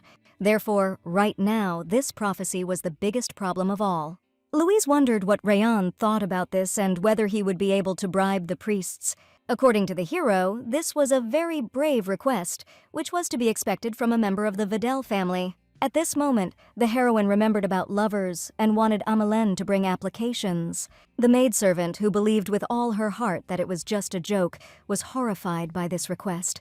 Bringing a stack of documents to Louise, Amelen was also surprised by the number of proposals received. The heroine herself did not expect that there would be so many of them. Perhaps it was all about a tempting salary. However, Ameline was firmly convinced that all the men were simply in love with her mistress. For starters, Louise decided not to take many lovers, limiting the number to 10, which shocked everyone. But the girl was determined to drive what was happening to madness in order to get a divorce. Of course, she was not going to do anything obscene with her lovers. The main thing was to put them on display. Listening to all this, Reagan mysteriously fell silent, and Louise wondered if he too would agree to become her lover. However, the hero thought that everything was fine, because he had already agreed. Hearing this, the heroine looked at him in bewilderment, coming into a stupor. Attracting lovers was a mere formality to ruin a reputation, so anyone would do. However, Rian was her brother's only friend, as well as Louise's personal knight. Rian was a longtime guest of Waddell's house, which means she'll see him every day when she gets home after her divorce. Therefore, no matter what happened, this person was absolutely out of consideration. In addition, the heroine has only now realized that she still does not even know his real name. She turned to him with this question. However, the hero did not want to answer it. The heroine understood that it was her own fault that she arranged the test, allowing her not to disclose information. Reagan wondered what was the reason why he could not become the lover of a young lady. Louise didn't want this because he was a friend of her brother's, which made her feel embarrassed. Hearing this, the hero suddenly decided to move away for a minute, which slightly discouraged the girl. Looking at him suspiciously, she wondered where he had decided to go so suddenly. Looking at her seriously, Reagan decided to break off his friendship with Louis. The heroine immediately rushed to him and embraced him in a strong embrace, wanting to prevent this madness. Her brother already had friends, count on the fingers of one hand, and she could not allow him to lose a friend. Smiling and understanding her feelings, the hero decided to make a bet with Louise. Earlier, she herself claimed that she would choose about 10 lovers. If Reagan was not among those she chose, he was ready to back down elegantly. Louise immediately found out from Amelie that at the moment she had received 107 applications. In other words, every 10th application could be from a hero, so the girl considered it unlikely that she would choose him. However, the second part of the bet was that if Reagan did become one of them, it would make him the dearest lover. After all, he sincerely wants to become her love and the only one of all. Taken aback by embarrassment, the girl did not understand whether he had just confessed to her. Was he just teasing her? He was too calm to take his words for a confession, but also too affectionate to take them as a joke. Looking at the low chances of his election, she decided to take a chance and accepted the hero's bet. Kissing her hands, Reagan was glad, because she promised and she would be able to take back her words. Jumping away in embarrassment, the girl was also glad that he had made a promise and in case of loss, he would simply retreat. First of all, Louisa ordered Emmeline to mark all applicants from House Vidal. In her opinion, Rian had been living in the Vidal house for a long time, which meant he had applied from here, so she had already won. After carefully looking through everything, the headmaid was very surprised, because there was not a single application from this house. The heroine was shocked, thinking that Aileen had imagined herself, but in the lists from the Flower Palace, everything was clear and clear. Looking at them carefully, there really was no one from the Vidal house, which was very strange. Laughing, Reagan hoped that she would not retract her words. The only claim that came from the north was from the lands of Zenoa. Ameline was sure that the hero could not have sent an application from there. Zenoa was a conflict-ridden territory that was still full of monsters and often had outsiders circumambulate the land. In the opinion of the chief servant, if rumors about the mistress had spread even there must have been chaos in the capital. Suddenly, Louise saw a note on this application that the candidate had been unrequitedly in love with a girl for 10 years. She was shocked, because how could he want to be her lover when he himself was in love with someone else? After a little thought, the heroine came to the conclusion that it could work. It seemed that he had applied for a reward, so it would be easier to deal with him later. Louise decided to leave this application as a potential candidate, while Reagan stood behind with his hand over his mouth. Seeing how he was shaking, the girl decided that he must be very worried. Confident in her choice, she decided not to look for Rian among the candidates, but to find those who he definitely could not be. Later, at a family meal, she decided to ask her father if she could go to church tomorrow. Louis was surprised, not understanding why she needed to go there so unexpectedly. In addition to the fact that it was necessary to stop the prophecy, the heroine also wanted to get permission from the temple for a divorce. The Duke believed that the support of the temple was a mere formality, but still he did not want to be at enmity with them. However, he wondered how his daughter wanted to do it, and Louise decided that with the help of small gifts. The butler Karen thought that she looked very much like her father, and the Duke himself looked at her with admiration. He decided to personally prepare such gifts so that all the priests would be surprised. Suddenly a servant ran out, bringing another urgent letter from the imperial palace. But the catch was that this time, Marilyn personally sent this letter directly to Louise. Louis didn't care and just wanted the letter, and the Duke thought the servant wanted to ruin his daughter's precious eyes. But Reagan believed that since this letter was sent to the heroine, it was up to her to decide what to do with it. The girl agreed and wanted to read it herself, especially since she had just finished the meal. Her father and brother wanted to see her off, but Louisa decided that she could walk to the room herself and they could continue their dinner. Closing the door behind her, the heroine did not know what could happen if they all sat down to read it together. There had already been an incident with letters before, and it seemed that something was happening between her and Marilyn. When she opened the letter, she saw only one question: did the Empress remember that place? Coming to her room and rereading the letter, the heroine was surprised because she thought that there would be something important here. Before taking this as a threat, You had to understand what kind of place it was. And also, it was gentle to figure out what kind of relationship the emperor's mother had with the empress. The maids in the palace believed that there was nothing special about their relationship. They had a good enough relationship to get together at least 3 times a week and drink tea. She was the only person in the palace who took care of Louise. But then why did she steal the letters? And also, why did her maid have such strange behavior? Marilyn's personal maid looked down on Louise, even though she was an empress. Not understanding anything, Louisa decided that she should think about the temple now and deal with the rest later. In addition, even if Marilyn holds her for a weak fool, the heroine was determined to dispel this misunderstanding. The next day, as she sat in the carriage and headed to the church, she thought it would be great if her father and brother would go with them. Regan sat next to a satisfied face and realized that the Duke and Lord were busy. Looking at him, Louise knew that this impure knight was clearly glad of this. Before leaving, during breakfast, the butler ran into the dining room and reported problems on the wall of the northern border. And no matter how much her father and brother wanted to six, they could not leave it and go with the heroine.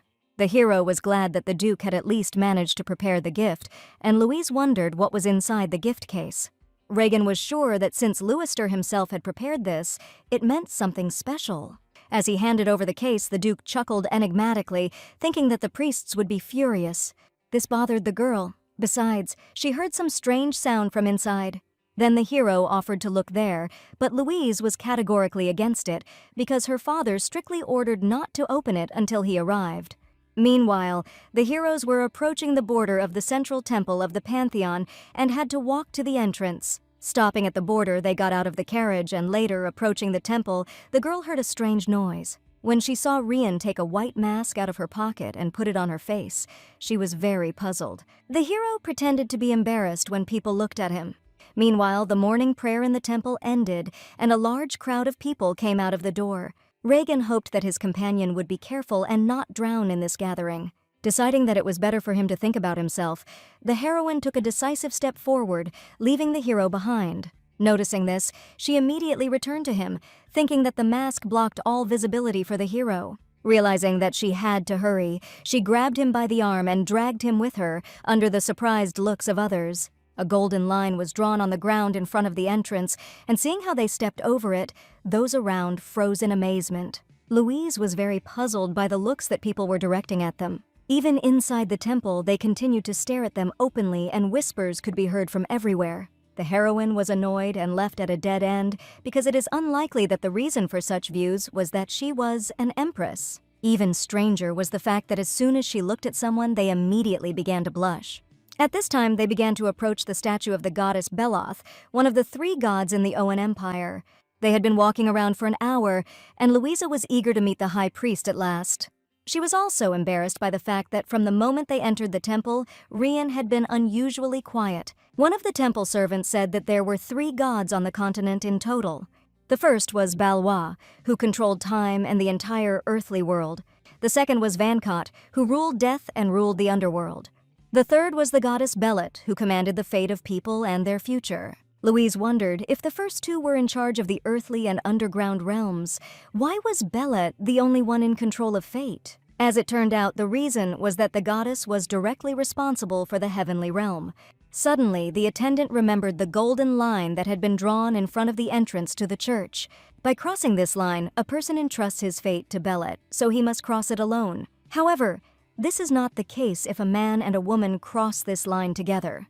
According to legend, this means that their fates will be connected and they will never part, and they will also definitely fall in love with each other. Therefore, even lovers should cross the line separately unless they are engaged or married. But if they did it, being just a couple, then this means that the lovers swore to be together for life. Remembering how she desperately pulled the hero with her and crossed the line with him, Louise was stunned. Now she finally understood why everyone around her was looking at them like that and whispering behind their backs. After all, it turned out that the empress, who was still married, had crossed the line while holding hands with another man. She immediately turned her gaze to Rayan, who blushed heavily and turned away, covering his mouth with his hand. People around thought that he was behaving this way because he was embarrassed. But the heroine knew for sure that he was just going to die, restraining himself with all her might. The attendant wondered what kind of relationship Her Highness had with this gentleman. Realizing that she was crucifying Bellet about all the ins and outs of Bellet because of him, Louise confessed that he was just her personal knight. The attendant was deeply touched to learn of the forbidden love between the lady and her faithful knight. But the heroine considered that it was too ironic to discuss forbidden love in such a place. Turning to Rian, Louise thought that the asshole must have known and hadn't told her. Leaning over to her, the hero pretended to think that she knew about the line and led him through it on purpose. Also assuming that she liked him so much, Reagan decided to play along a little. Leaning against her forehead, he defiantly pretended that he did not know what to do now, since they had crossed the line. Pushing him away, the evil heroine decided that she would certainly complain about everything to her dad and brother. At that moment, the doors of the hall swung open and the high priest came out to the heroes, accompanied by the attendants. His name was Kiranhas, and he greeted the Empress with respect. It was a great honor for him to visit Her Highness, and he also did not understand why everyone around him had such views. Invited to follow him, Louise found herself in a huge hall with a diamond ceiling. Before that, the heroine thought that the priests threw all their strength into serving the gods, but judging by the luxury, this could play into her hands. Sit the Empress down on the sofa and poured tea. Kiranhas sat down opposite and prepared to listen attentively. Deciding to get straight to the point, Louise admitted that a prophecy related to her would soon arrive in Oram, and the heroine's great request was to change it a little, which made the high priest confused. Clutching his head, he did not understand what all this meant, and how did she even know about the prophecy? It didn't matter, and the Empress just wanted them to do as she said when the prophecy arrived. However, Kiranhas found it difficult because even if it was true, it was illegal to go against God and change the prophecy. But the girl did not want to change anything in its content, and instead she wished that no one would know about it. She herself was well aware that it was illegal to change the content of the prophecy. In the past, when wars were fought for the throne, kings used prophecy for their own purposes. This led to a decrease in confidence in the church and the beginning of persecution of believers. Because of this, laws were later created prohibiting the forgery of prophecies, which even affected kings. Therefore, the heroine only wanted to keep silent about him, considering it a good deal for the temple. Afterward, Reagan placed a case on the table, which contained a small token of appreciation from her father. The priests, together with Kiranhas, looked at the case with apprehension, not knowing what to expect. Inside it were a lot of gems, which seemed to Louisa quite trivial for a bribe, but the priests were like lightning and were shocked by so many elemental crystals.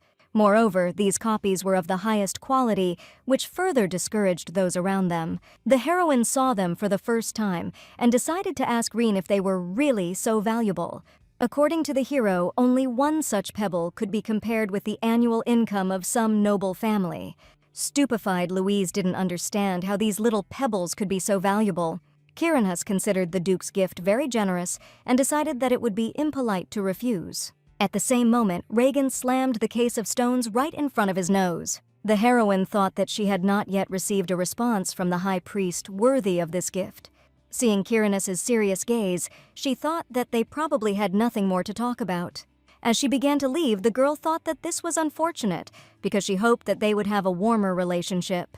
Suddenly, behind her back, a cry was heard from the high priest, who nevertheless decided to accept this offer. Later, as Louisa was heading home in the carriage, she thought that it was difficult, but at least this issue was settled. And since now the prophecy will not be revealed, she can calmly deal with her divorce. Of course, she would still need to look after the priests regularly, but now she at least knew their weaknesses. Reagan wondered how he had learned about the prophecy, but it was a secret from the firm. But the hero wanted to know at least the content, because the girl probably knew him, so she did not want to make it public. Louise appreciated his deductive abilities, but it was a secret. With a savory yawn, she thought that he must also have secrets that he could not tell about. After a short silence, the hero decided that Louise needed a little rest. The girl understood that although he had secrets, they were sailing in the same boat, so it would be polite to keep quiet. As she fell asleep on his shoulders, Reagan wondered when he would be able to reveal his secret to her. At the same moment, the heroine unexpectedly found herself in the Wadel estate, in one of the corridors shrouded in the darkness of the night. She was at a complete loss, not understanding when they had arrived. Suddenly, a little girl ran past her, almost knocking Louise off her feet.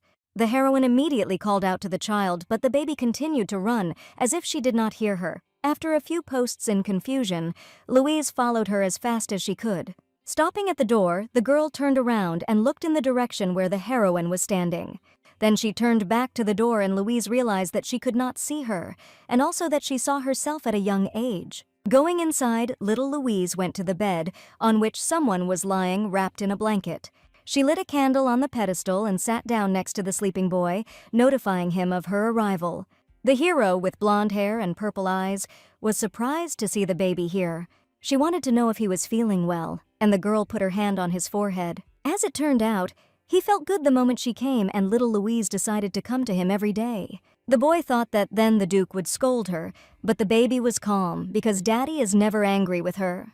Looking at her carefully, the boy wondered why she always came to him. The reason turned out to be very simple, and the thing was that he was bored here alone. As she approached him, she thought that his blonde hair shone like the sun. But, as it turned out, the boy did not like the sun at all, which greatly puzzled the baby. The reason was that the sun was too high, and he didn't want everyone to look only at him. Then little Louise offered him to become the moon and decided that she was the only one to look at him. Smiling sheepishly, the boy decided that from now on, he would also only look at her. And now she will always look together, only at each other. Waking up from sleep, the heroine again saw the same blonde hair in front of her. Carrying her in his arms, Reagan wondered if she slept well. The heroine stared at him fascinated, slowly digesting the dream she had seen. Puzzled by her gaze, the hero decided to find out what had happened all of a sudden. Grabbing him by the collar, Louisa decided to ask him bluntly if they had seen each other before. The hero fell into a stupor, not understanding why she was asking him about it so suddenly. Louise pretended, "I thought she had called him something strange before." She didn't know if it was just a dream or a real girl's memory. Anyway, it was very strange, because it was never mentioned in the book. Reagan wanted to say something, but suddenly the tip of the blade of the sword rested right on his neck. Putting his sword to his neck, the fox wanted to know what these two were doing here. The heroine immediately screamed in fright, begging her brother to calm down and immediately lower his sword. But Reagan pretended that they were doing what the Lord thought they were doing here, and was he going to burn his hair now? Enraged, Louis was ready to burn not only his hair, which frightened the girl even more. The Lord didn't understand how he could remain calm when some freak was flirting with his sister. Louise understood his feelings, but he believed that it was extremely abnormal to solve all the problems by burning his hair. In addition, Rian just brought her, as she was very exhausted and fell asleep. But my brother still didn't understand why they were standing so close to each other now. Hearing that the hero annoyed her very much and she grabbed him by the collar, he immediately looked at his sister with admiration. Besides, he was happy to hear that Louisa had shown those saints their place. Louis was a little sorry that he was not there, because the very sight of him makes the priest's legs shake. Smiling at him, the heroine realized that her brother had cut them off in the middle of a very important conversation. Suddenly, Louis thought that tomorrow they could go to the Philiadeath mine, where his sister could possess the elemental. Remembering that she could master magic, the girl's eyes immediately sparkled. The Lord hoped that she would also have fire, because then he would be able to give her advice. The heroine was so exhausted with this prophecy that she completely forgot about the elementals. Later, as she sat in her room, she realized that she had forgotten to talk to the moon again. The maids who were next to her, hearing about the moon, thought that she wanted to make a wish. Meanwhile, Louise did not understand how a person who came from another world could remember something that was not in the book. Could it be that she would disappear altogether, and her soul would be swallowed up by Louise Waddell's body? Or maybe her soul gradually merges with Louise, and that's why she remembers all these memories. The maids thought that their mistress must have suffered from the priests in the temple and was very tired. As she served her a cup of tea, Ameline thought that Lady Louise might need to go to bed early tonight. The heroine decided that if they went to the mine tomorrow, they would have to try to talk to the moon on the way. That night, Lyra went to the Emperor's study, wanting to visit him. However, the guards immediately blocked her way because His Highness was very busy right now. Lyra hadn't seen him in a week and wanted to run in just a minute, but the guards refused to let her in. Turning around, she walked away, all in tears and accompanied by her maids. The girls tried to calm her down, believing that when the Emperor was done with all his affairs, he would definitely visit her mistress. They began to remember that a few days ago, the Chancellor resigned from the Imperial Palace. One of the maids heard in passing that immediately afterward Raoul went to the Waddell house. From this, the maids concluded that the Empress had summoned him to her on purpose. Lyra was furious at Louise, not understanding how she could do such a thing. It was terrible that the one who should take care of the empire was leading to its destruction. In addition, she also tarnished the dignity of the imperial family by filing for divorce. The maids were sure that the empress was simply jealous of His Majesty for Lyra. The girl herself understood that all the problems boiled down to the fact that her position was not strengthened. People whispered that Yuri's favor to his mistress was weakening, and apparently she was not going to become his wife. Suddenly, their conversation was interrupted by a man who was glad of this unexpected meeting. They hadn't seen each other for a very long time, and the man wanted to ask Lyra how Her Highness was doing. Trembling all over, the girl felt an icy cold on her back and looked at her father in horror.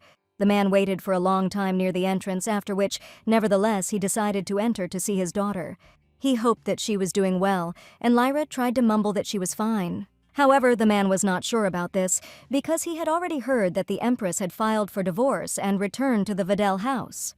Shaking with fear, the girl promised to take care of everything that happens in the palace.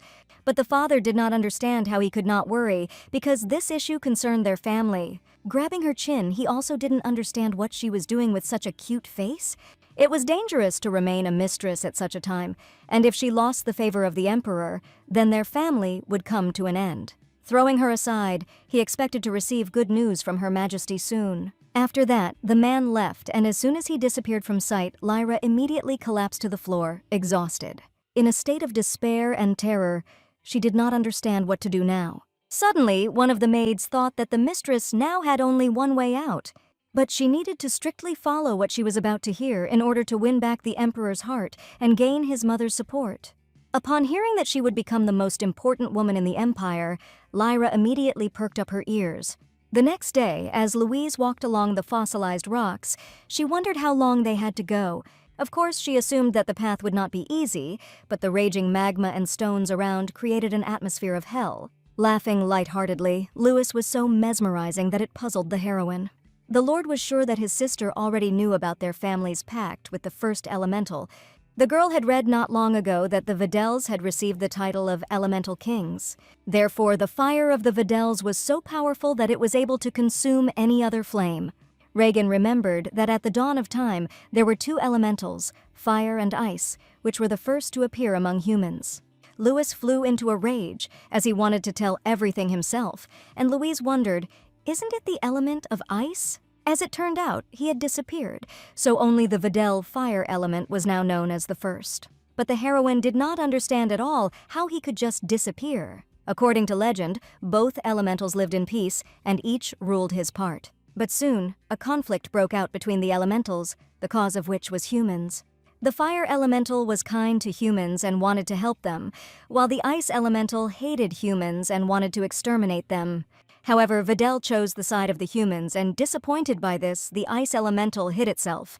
The heroine realized that the person with whom Videl made a deal was their ancestor. That is why they took the name of the fire elemental, Vadal, as their family name. Then Louisa wondered what the name of the ice elemental was, and as it turned out, her name was Eldia. However, over time, people called it by a more appropriate name, Calamity. Everyone was afraid that one day she would return and destroy all of humanity.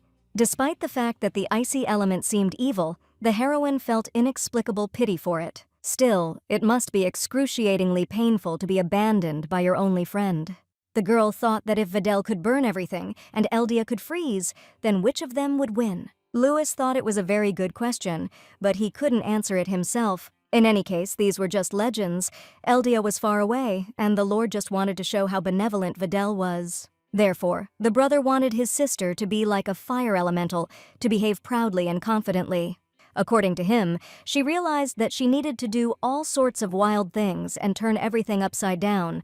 In the meantime, they had finally reached the goal of their journey, approaching a large shaft leading deep into the rock. Upon entering inside, the hero's eyes were immediately struck by a dazzling light emanating from the large crystals on the sides. Louise looked around, fascinated, admiring the beauty of this place. Everything around the heroes was elemental crystals. They could not be touched thoughtlessly, since each crystal had certain properties.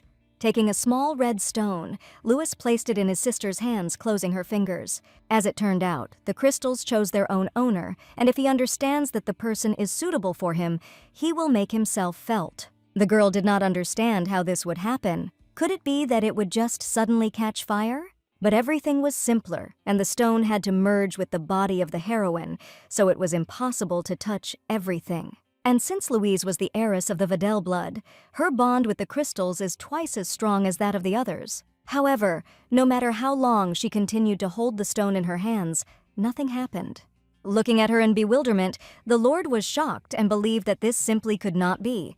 Quite a lot of time has passed, but there was absolutely no reaction that the heroine would not touch. As Reagan handed her another crystal, he wondered if fire was simply incompatible with her. Snatching the stone from his hands, Louis considered it impossible because she was Videl. However, according to the hero, she was also the first girl in their family, which means there could be exceptions. Falling to the floor in despair, Louis bitterly said goodbye to his dream of burning mountains and fields with Louise. Thanking God that she did not receive the power of fire, the heroine immediately hurried to calm her brother. Cheering up, the Lord decided that it was hard to guess the first time, because for some it takes months or a lifetime. As for Louis himself, though, he contacted the first elemental he came across as soon as he entered the mine. In desperation, he began to wail again, believing that the fire elementals had gone completely mad if they did not recognize Videl. Looking outside, Reagan decided that it was time to wrap it up since the sun had almost set. The Lord decided to stay to get the crystals, and the two of them went to the carriage. Thinking that her brother had decided to spend time with her instead of working, Louise decided that he clearly did not know how to prioritize. At the time, Reagan admitted that he too would have put it first. At this moment, the girl remembered that there was one more unresolved question for them. Her brother, who was always watching her, was not here, and when they returned home, there would hardly be a chance to talk alone. Reagan wondered what unresolved issue they were talking about. At the same time, he abruptly approached Louise, causing the heroine to be confused. Seeing that her hand was dirty, he began to gently wipe it with a napkin. Greatly embarrassed, the girl decided to clarify whether he was really the same moon. Grinning, the hero was surprised that he received a nickname so unexpectedly. The heroine was sure that he would like her, because he loved the moon more than the sun. Thoughtfully averting her eyes, she pretended to be mistaken in her judgments. However, she turned out to be right, and Reagan really loved the moon very much. Then Louise realized that it was indeed a memory from her life and not just a dream. She admitted that she didn't have many memories from her childhood, but as soon as she returned home, she immediately began to remember something. Looking at her carefully, the hero decided to clarify what exactly she could remember. Thinking about it, Louise remembered the sick child lying on the bed in the dark room and herself running around him. Now she had no doubt that the child was Rian. Kissing her hand, the hero hoped that she also remembered her promise to look only at him. Again greatly embarrassed, Louisa thought that he was now proposing to her. At the same moment, the carriage shook violently, and Reagan immediately took it in his arms. Coming to his senses and going outside, the hero demanded to explain what was going on here at all. As it turned out, the problem was in a man who sprawled right on the sidewalk. Looking at him intently, the heroine recognized him to her horror as Ruel. The hero, who was very thin and exhausted, was delighted to finally see Her Majesty. The surrounding servants hardly recognized the frail poor fellow as the former chancellor of the empire. Suddenly, Ruel's gaze fell on Reagan, who was standing behind the empress. Recognizing the missing prince, he pointed his finger at him in horror, not believing his own eyes. At the same moment, a small spark flashed in the air and Ruel immediately lost consciousness, and Reagan managed to catch him. The hero decided that the chancellor was now just exhausted from work and needed to rest, so he decided to escort him to the trunk. That night, Ruel abruptly opened his eyes and found himself lying on a large bed. Seeing that he finally came to his senses, the heroine was completely delighted. The hero was glad to hear the voice of the empress, who left him in a bureaucratic hell. He found out that he was now in the Videl Manor, and at that moment he remembered how he lost consciousness. Louise didn't understand what had happened to him because he didn't look much like a man from the palace now. He remembered how, tired of carrying everything on himself, he decided to resign and leave the palace. Ruel received an invitation from Louis and was already halfway through, but got a little lost. Then Louise suggested that the former chancellor had topographical cretinism. However, the hero understood that while he was dealing with all the affairs in the palace, Her Highness was having a good time here. He was grateful that she had left him there alone, to work until he died. Louise remembered that in the original story, she really died from an incredible amount of work. At that moment, Reagan suddenly walked in, leaving Ruel in a stupor. After freezing for a few seconds, the hero suddenly screamed, thinking that he had seen a ghost. Reagan slowly walked into the room, and as he looked at him, Ruel realized to his horror that he had not dreamed. Making a thoughtful look, the prince was surprised that even men consider him handsome. Louise thought that Rian was indeed handsome, but calling him a ghost was too much. Ruel was shocked by Her Highness's words, realizing that she did not know the identity of the hero.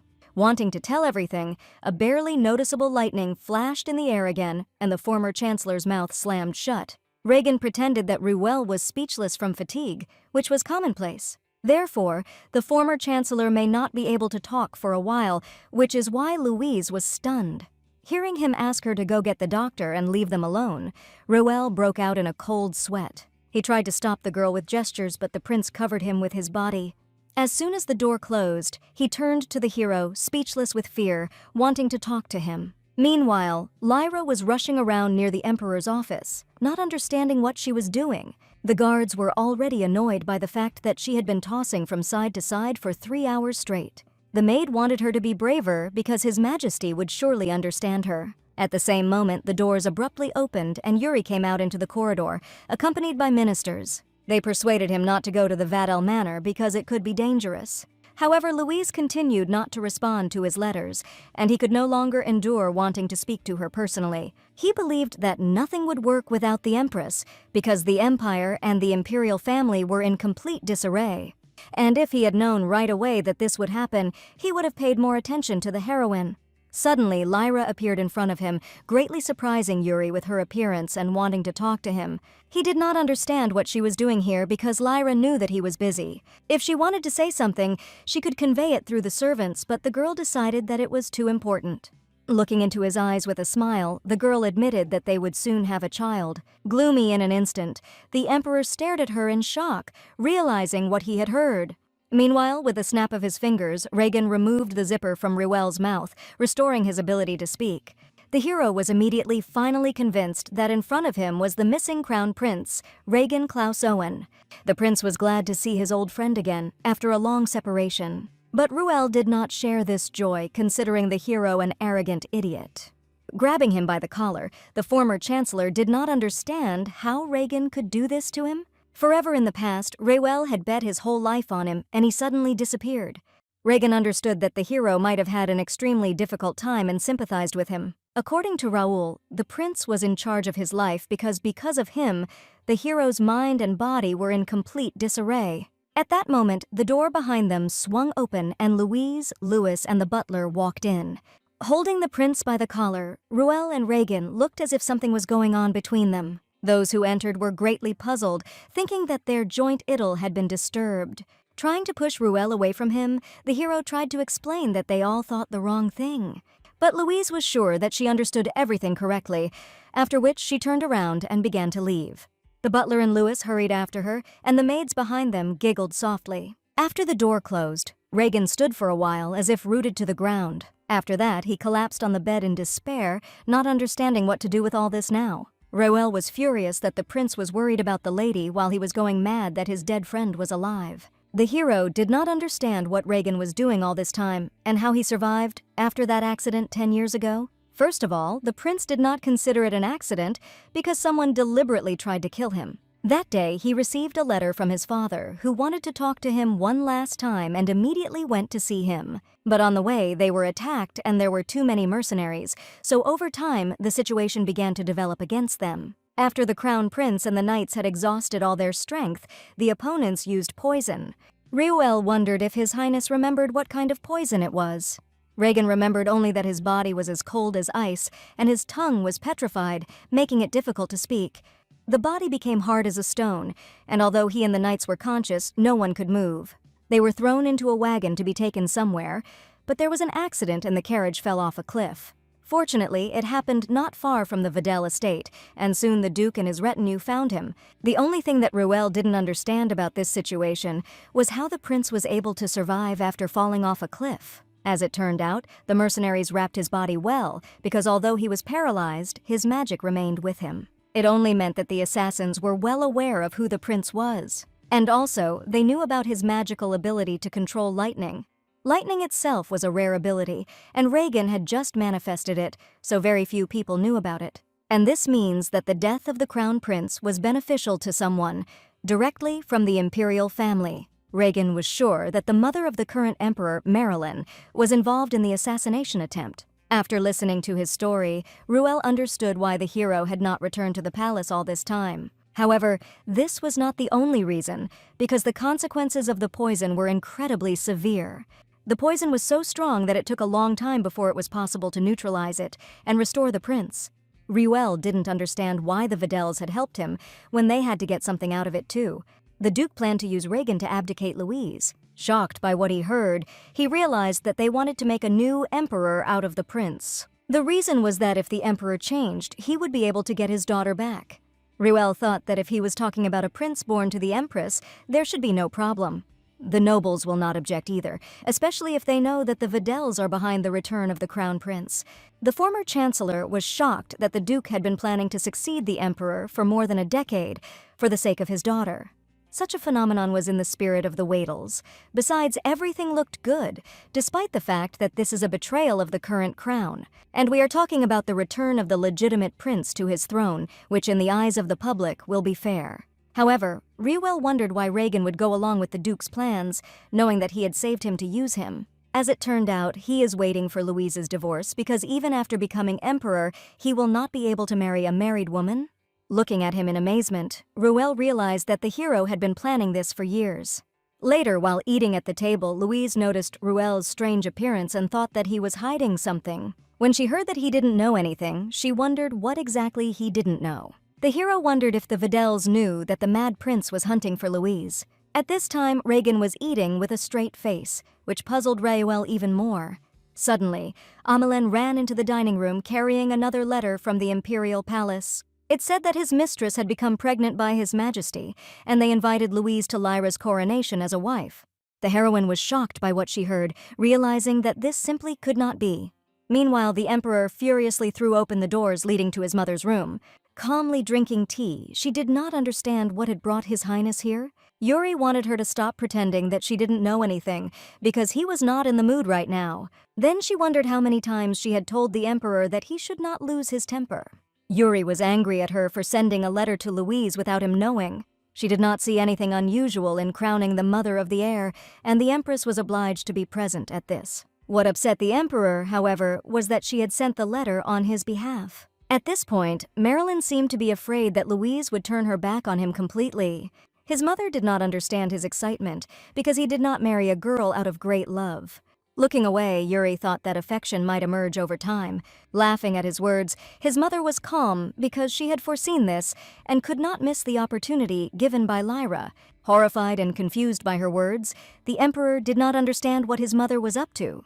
According to Marilyn, having received such a letter, the empress would relax her vigilance and want to return. Louise will probably think that Yuri decided to give up and agree to a divorce. Confident that the girl would fall for it, the emperor's mother intended to wait simply and patiently.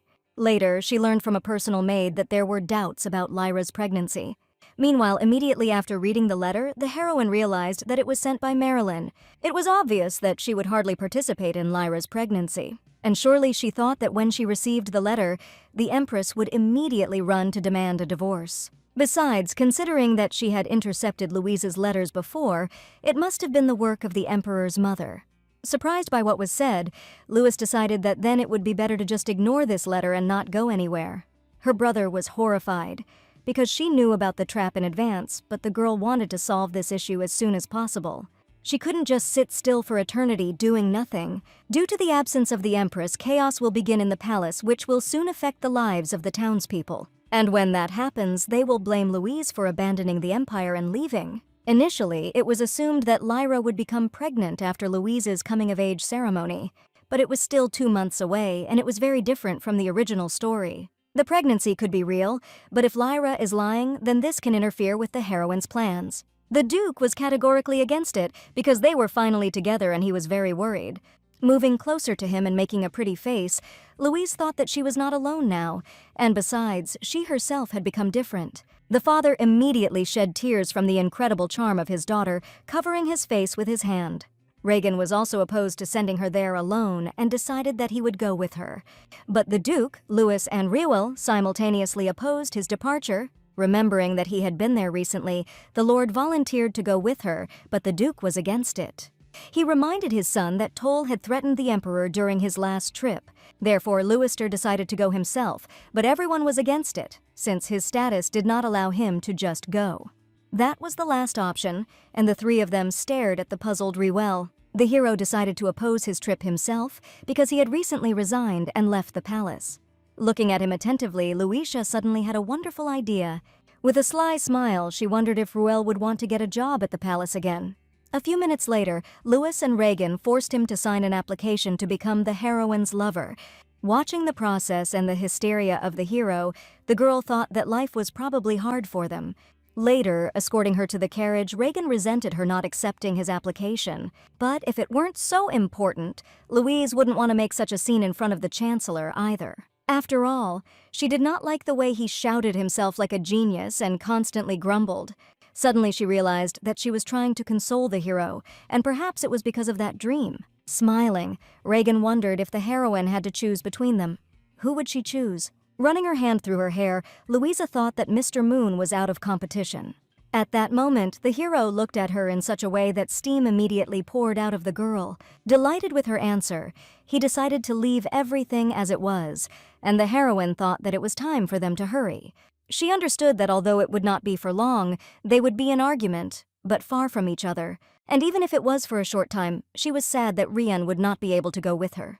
As they approached the carriage, they heard the cries of Reuel, who believed that it was not too late to change this foolish decision. At the same moment, the heroine remembered how, after waking up the Chancellor, she had caught him with Rian.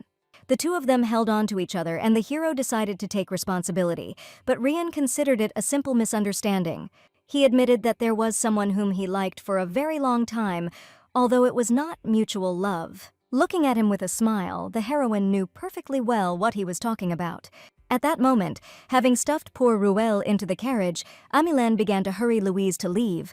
The girl hurried to her, but suddenly Reagan grabbed her hand and slowly pulled her to him. He really wanted to understand what exactly the heroine knew about what he said. The girl didn't understand. How could she not know this when everything was so obvious? After that dream, she was already sure that the hero had feelings for her, and perhaps Louise also loved him. But unfortunately, she was not Louise, and when the question of life and death is at stake, there is no time left for personal feelings. Pretending to be joking, she sat there as if she had no idea what he had said. However, Reagan was completely sure that she really knew everything. Suddenly, the hero laughed, confusing Louise. If he had wanted to give up so easily, he wouldn't have gone that far. For now, he decided to let her go, hoping that the heroine would think about this matter before their next meeting. He didn't want to do anything that might not please the young lady. After that, the hero gently kissed Louise's hands, and the girl tried not to react to this in any way. At the same moment, Ameline screamed again, and the heroine hurried into the carriage. As she sat down, the Duke and Louis also came to see them off. Waving goodbye to them, she promised to return to them soon. Her father and brother hoped that she would be careful not to try to solve all the issues on her own. Reuel sat stone-faced, not understanding all the drama, because they would all meet in the palace soon. Louise stared at him dumbfounded, not understanding what he meant. Since it was an important royal ceremony, the Waydels were also invited to the coronation. Surprised by this and remembering Rian's words, the heroine realized that she had very little time. After a while, the maid prepared Lyra, doing her hair and makeup. At this time, the girl remembered Yuri's drooping face when he found out about her pregnancy. To her regret, he was not surprised at all, but rather alarmed and worried. Meanwhile, the other servants informed Lyra that countless gifts had been brought to her. The girl was very confused when she saw the piles of boxes with congratulatory notes. As it turned out, this was sent to her by the nobles as a congratulation on the coronation. When she learned that they had started sending gifts as soon as His Majesty announced her pregnancy, she was stunned. Suddenly, a maid ran up to her and Lyra thought that the Emperor was looking for her. But when she heard that Marilyn called her to her, the girl was shocked and horrified.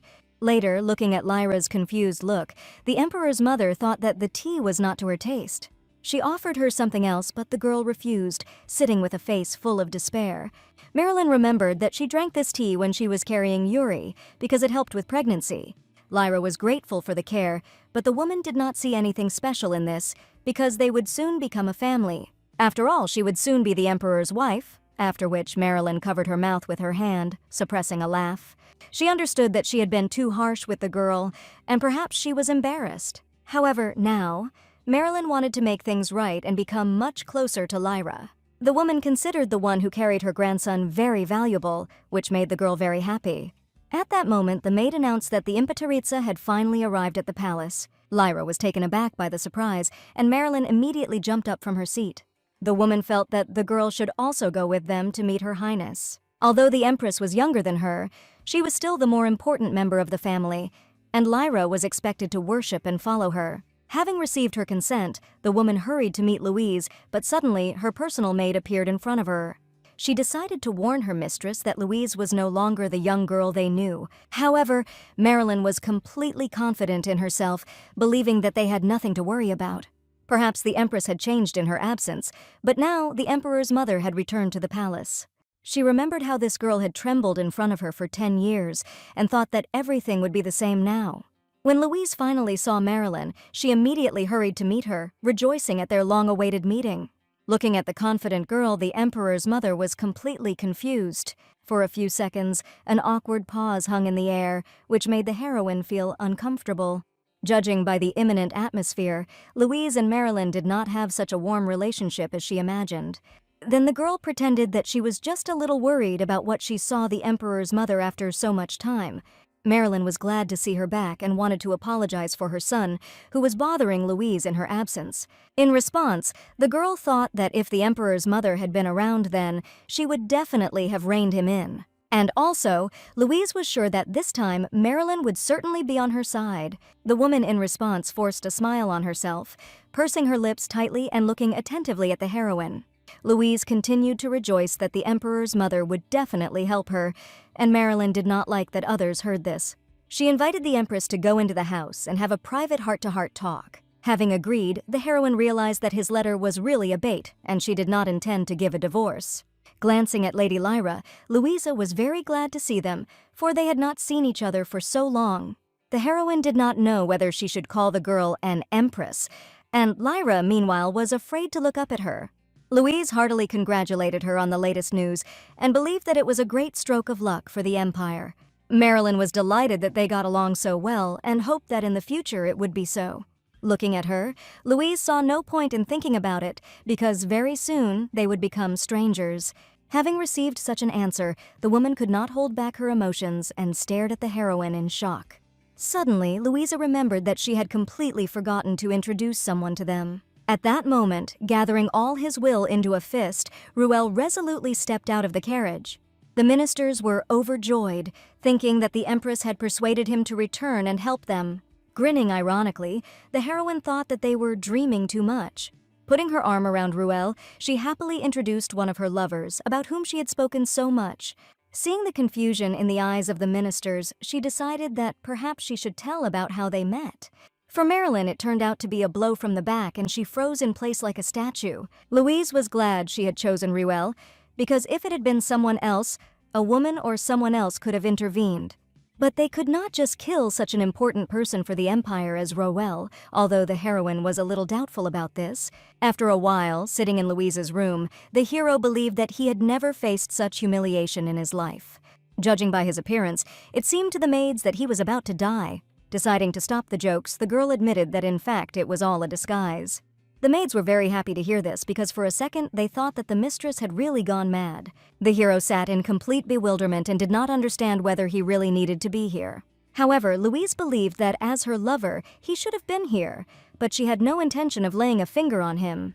Ruel immediately lost his temper, and the girl thought that she felt a little sorry for him because he had never had anyone, and he was very embarrassed. Besides, there were more important things to think about because in just a week everyone would be coming here, including Mr. Luna. She figured she had plenty of time to think now, but the week was too short. While Ruel was indignant that a week was too long, Louisa decided to ask the maids for the latest news. As it turned out, after the news of Lady Lyra's pregnancy spread, her maids became very arrogant. But the girl considered it good news after all. The Emperor must have been overjoyed? However, this was not the case, and moreover, Yuri never visited his wife's palace.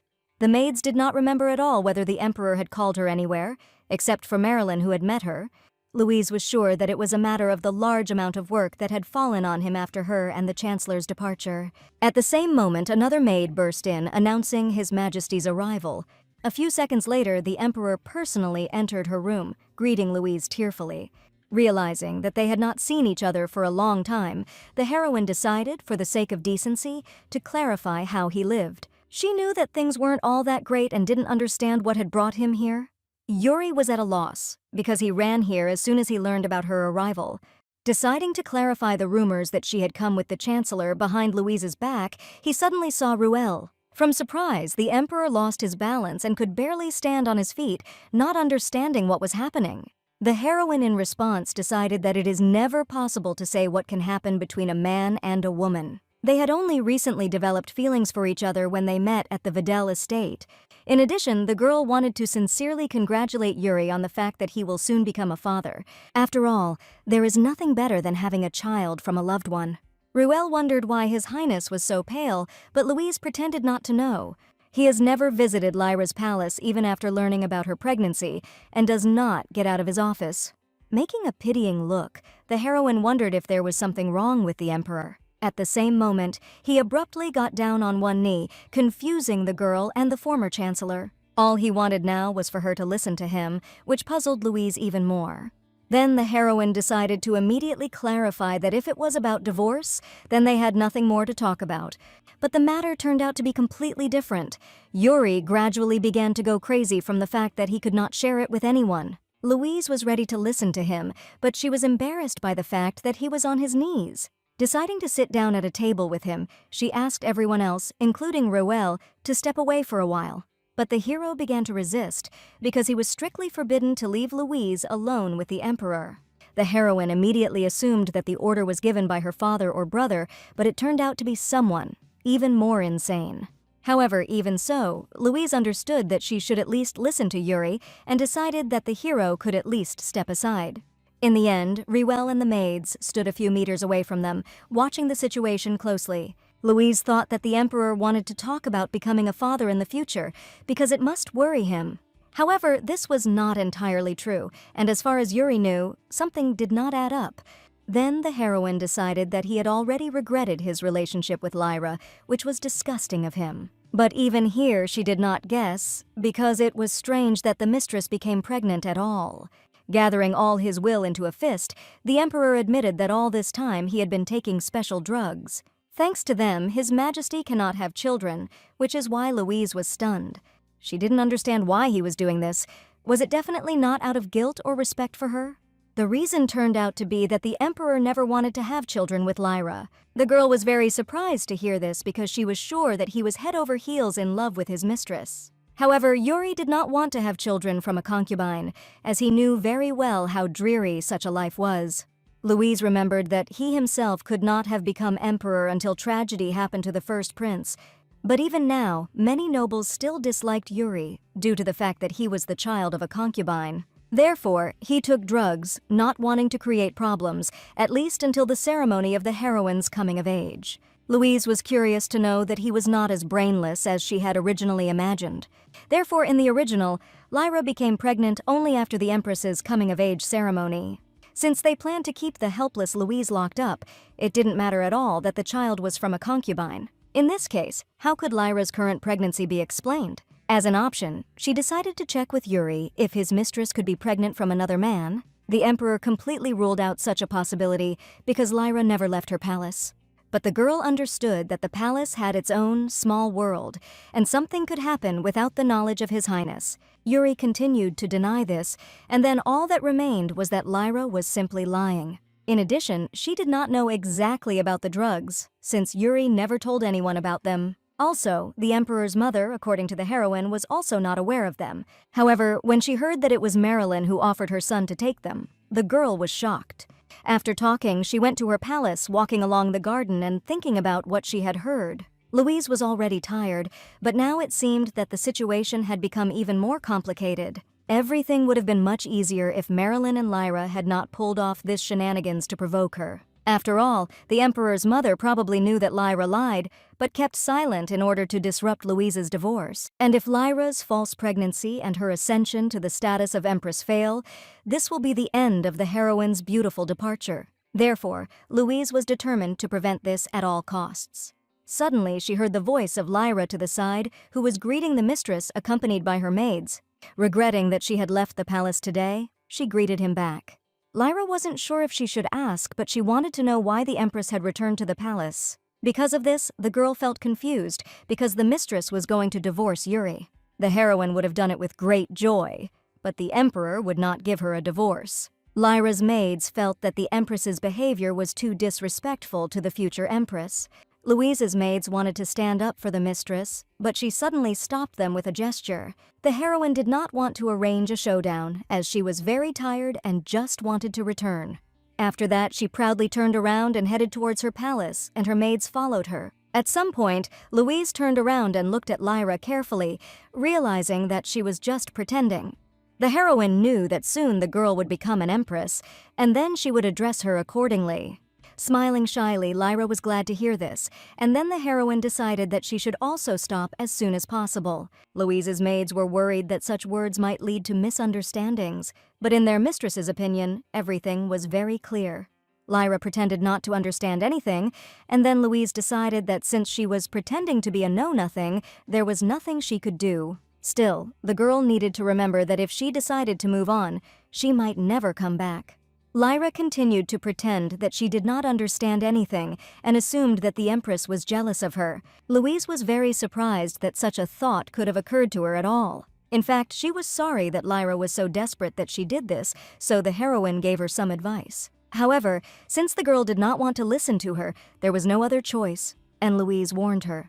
Continuing to walk through the garden, the heroine again heard someone calling her, which was already beginning to irritate. It turned out to be Marilyn's personal servant, who stole the Empress's letters on the orders of the mistress. The girl was surprised that a man who should be in prison was calmly walking free. Bowing to her, the maid confessed that she had returned thanks to the mercy of the Emperor's mother. Louise was about to leave and would have preferred that this woman should not be seen again. The maid dutifully wanted to take care of it in the future, but now she had come to tell her something important. As it turned out, the Emperor's mother was waiting for her and wanted to meet her in that very room tomorrow. After wishing her a good day and hoping to see her tomorrow, the maid safely began to leave. The next day, Marilyn was very worried that the heroine would not come and was very happy to see her. Louise did not understand why she could not come, since she had been called by the Emperor's mother herself. Marilyn did not stop calling the girl here, thinking that she had forgotten this place. But Louise pretended that she would probably remember this place to the grave. Delighted by her words, Marilyn ordered the maids to open a secret passage in the wall. It had been a long time since they had been here, and the Emperor's mother hoped that the heroine missed this place. They both had many memories related to him, and being impatient, Marilyn ordered the servants to escort Louisa inside. After walking along a stone tunnel, the heroine found herself in a dark room with brick walls, with various instruments of torture. As the maids closed the curtains, Marilyn invited the Empress to sit down at a wooden table. At the same moment, the maids grabbed her hands and forcefully sat her on a chair. After that, to the heroine's surprise, several sheets with a pen for writing were placed in front of her. Taking the wooden pointer from the hands of the maid, Marilyn realized that the girl would have to write a lot. She decided to start small and ordered Louise to write 1,000 times about how she would never disobey the Emperor's mother again. The heroine was in complete shock and did not have time to understand anything, as Marilyn hit her hands hard with a pointer. The woman was outraged that after all the love she received, the girl became so daring. However, there was nothing to worry about, because the merciful Marilyn wanted to re-educate her very quickly. A few minutes later, Louise's hands were bleeding from the blows received, and the girl herself endured, clenching her teeth. Marilyn didn't understand how she hadn't screamed and begged for mercy yet. Smiling at her, the heroine realized that the Emperor's mother enjoyed hearing the screams of torture. It was painful, but the heroine was patient enough. However, something bothered her. She understood that the real Louise was even more hurt, and as if overwork was not enough, she also had to endure it. She was forcibly separated from her family, locked in the palace where her own husband poisoned the girl, and his mother mocked her. If Marilyn continues to hit her, there will be scars, and what will happen if she shows them? Marilyn did not see this as a cause for concern because, as before, a healer was waiting outside. Convinced that Louise had really changed a lot, Marilyn thought it was very strange. The most surprising thing was that the girl behaved as if she was here for the first time. Suddenly, she thought that it was not Louise at all, which caused the heroine to be stunned. But the woman demanded to stop pretending, because if she really were Louise, she would not behave like this. At the same moment, lowering her head, the heroine began to laugh uncontrollably, confusing Marilyn. For the woman, this was another confirmation that she was not the real Louise. At this time, tears flowed from the girl's eyes from laughter, because it was really funny. She wondered if the Emperor's mother believed that there was someone else's soul in her body.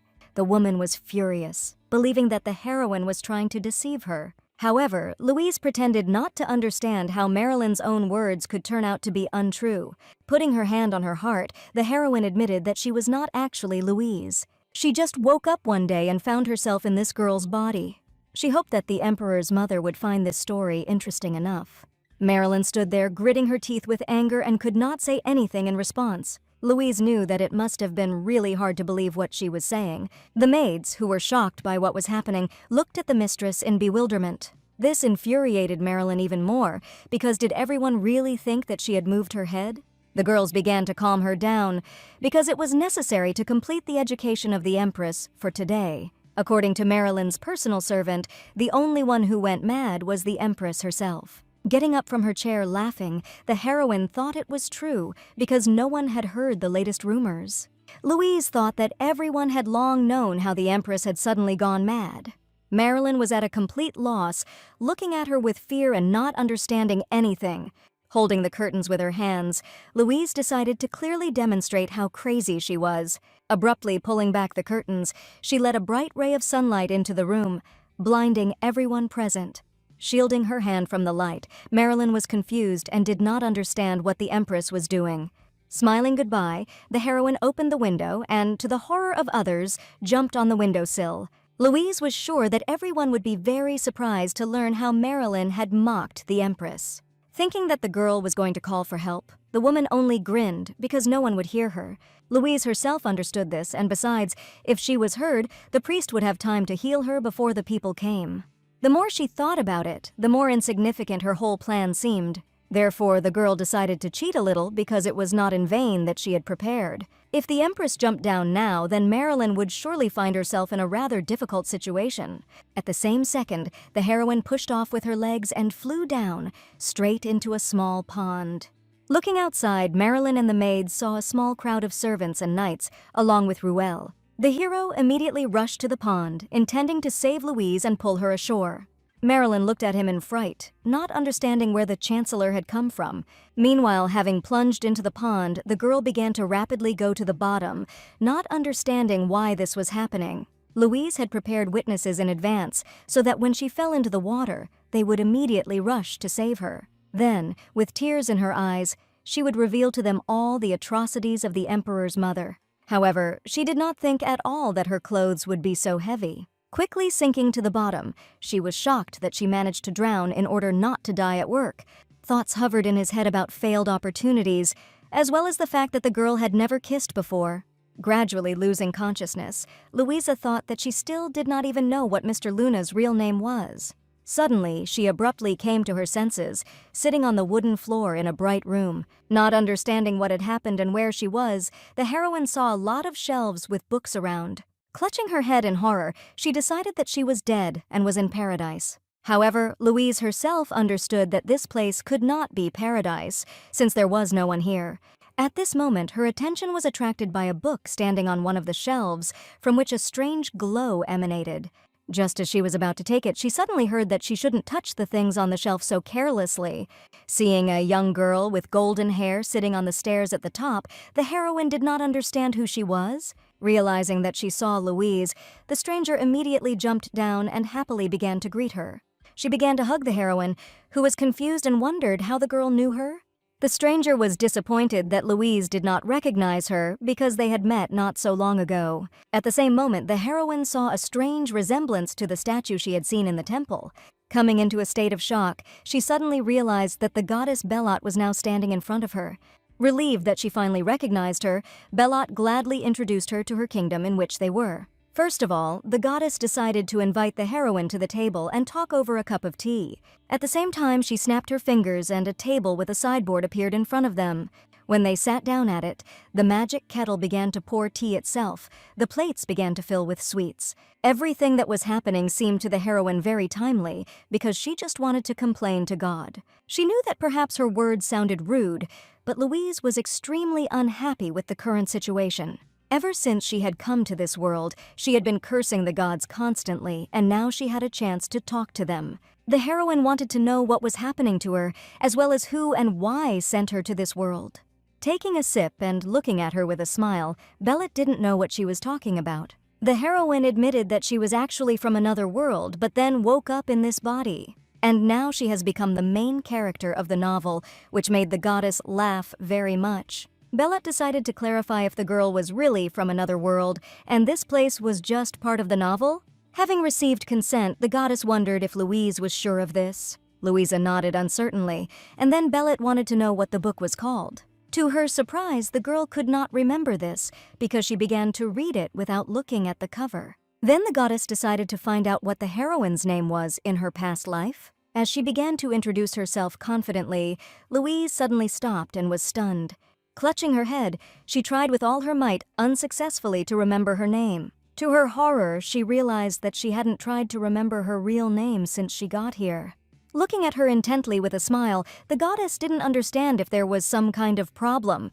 No matter how hard Louise tried, she could not remember her real name. Could it be that her very existence is disappearing and Louise's body wants to take possession of her soul?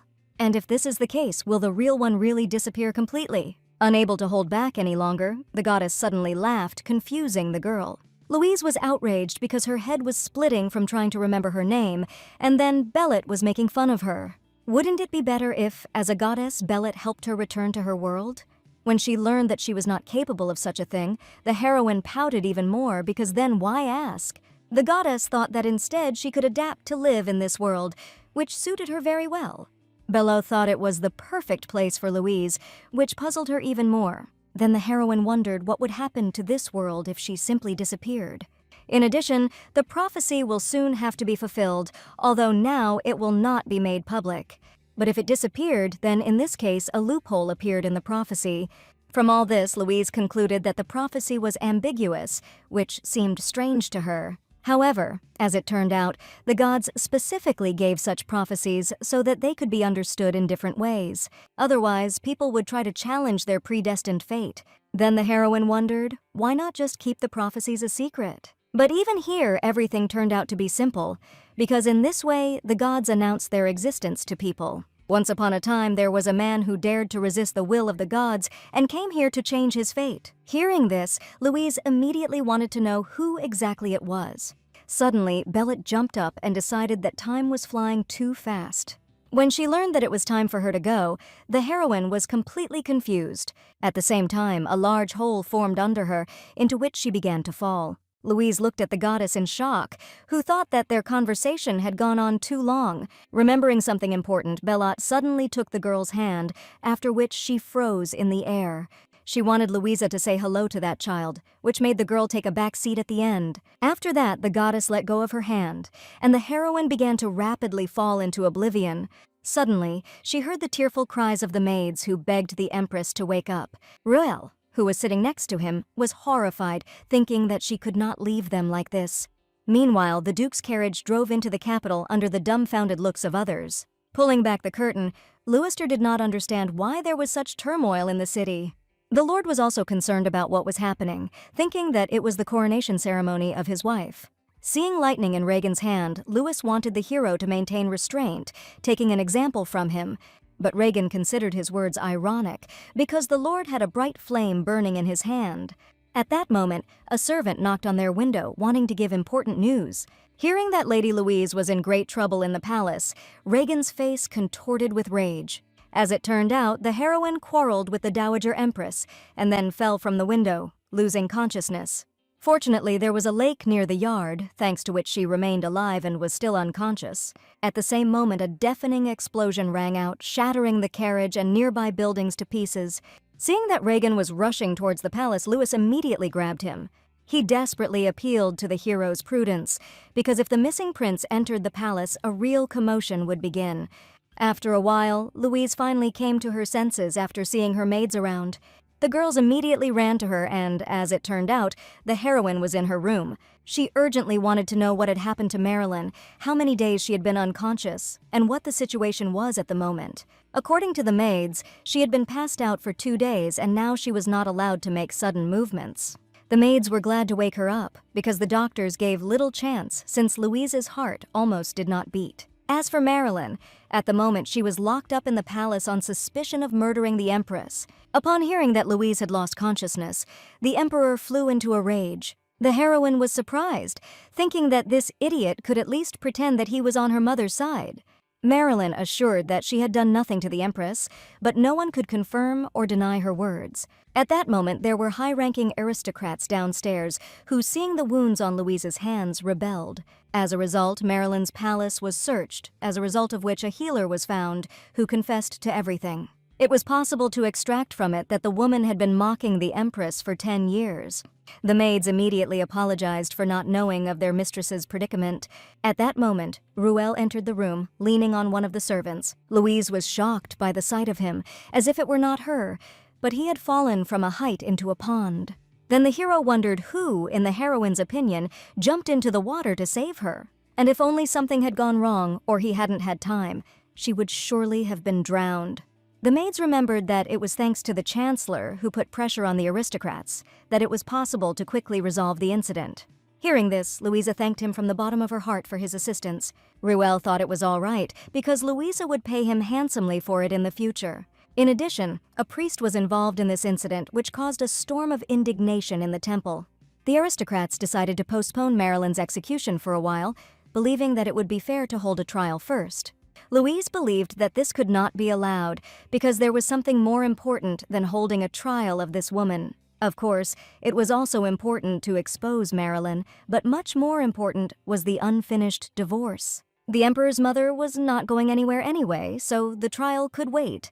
Ruel and the doctors wanted the heroine to remain calm because the entire palace was already in turmoil. It was enough that today, almost half of the capital's Wattle mansion was burned to the ground.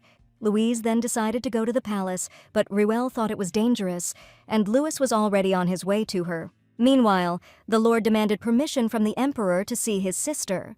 Covered with sweat from fear, Yuri looked away, deciding that the hero was not allowed to go to the Empress yet.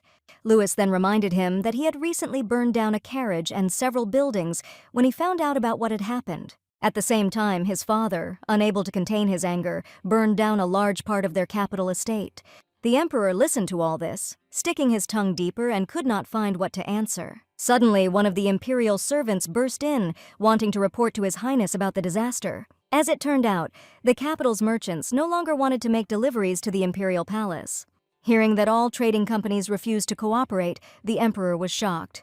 It seems that they have planned this in advance, and it will take a long time to correct the current situation. But the main problem was that all deliveries were made and managed by the Waddell family. Losing his fear of rage, the Emperor turned to Louis, wanting to know if it was their doing. However, the Waddells never resorted to such methods, because if they did not like something, they took out their anger on things. This confused Yuri even more, who did not understand who could have done this. According to Louis, their butler could well have done this, which most likely happened.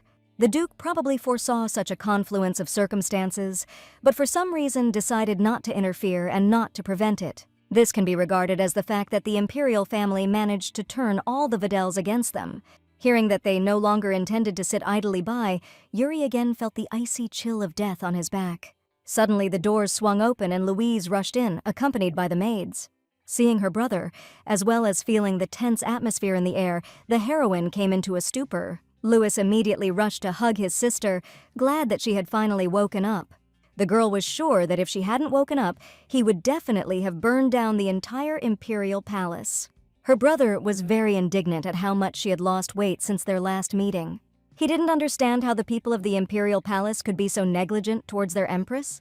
However, the heroine really felt quite good, thanks to Ruela for this. Upon hearing about it, Louis thought that the hero must have fallen into the lake first to catch her. At this moment, the girl remembered the rumors that half of the Wadel estate in the capital had been burned down and thought of her brother.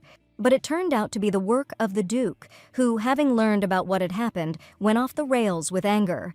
Now, because of what had happened to the estate, they had to stay until the Queen's coronation, which greatly puzzled the Emperor.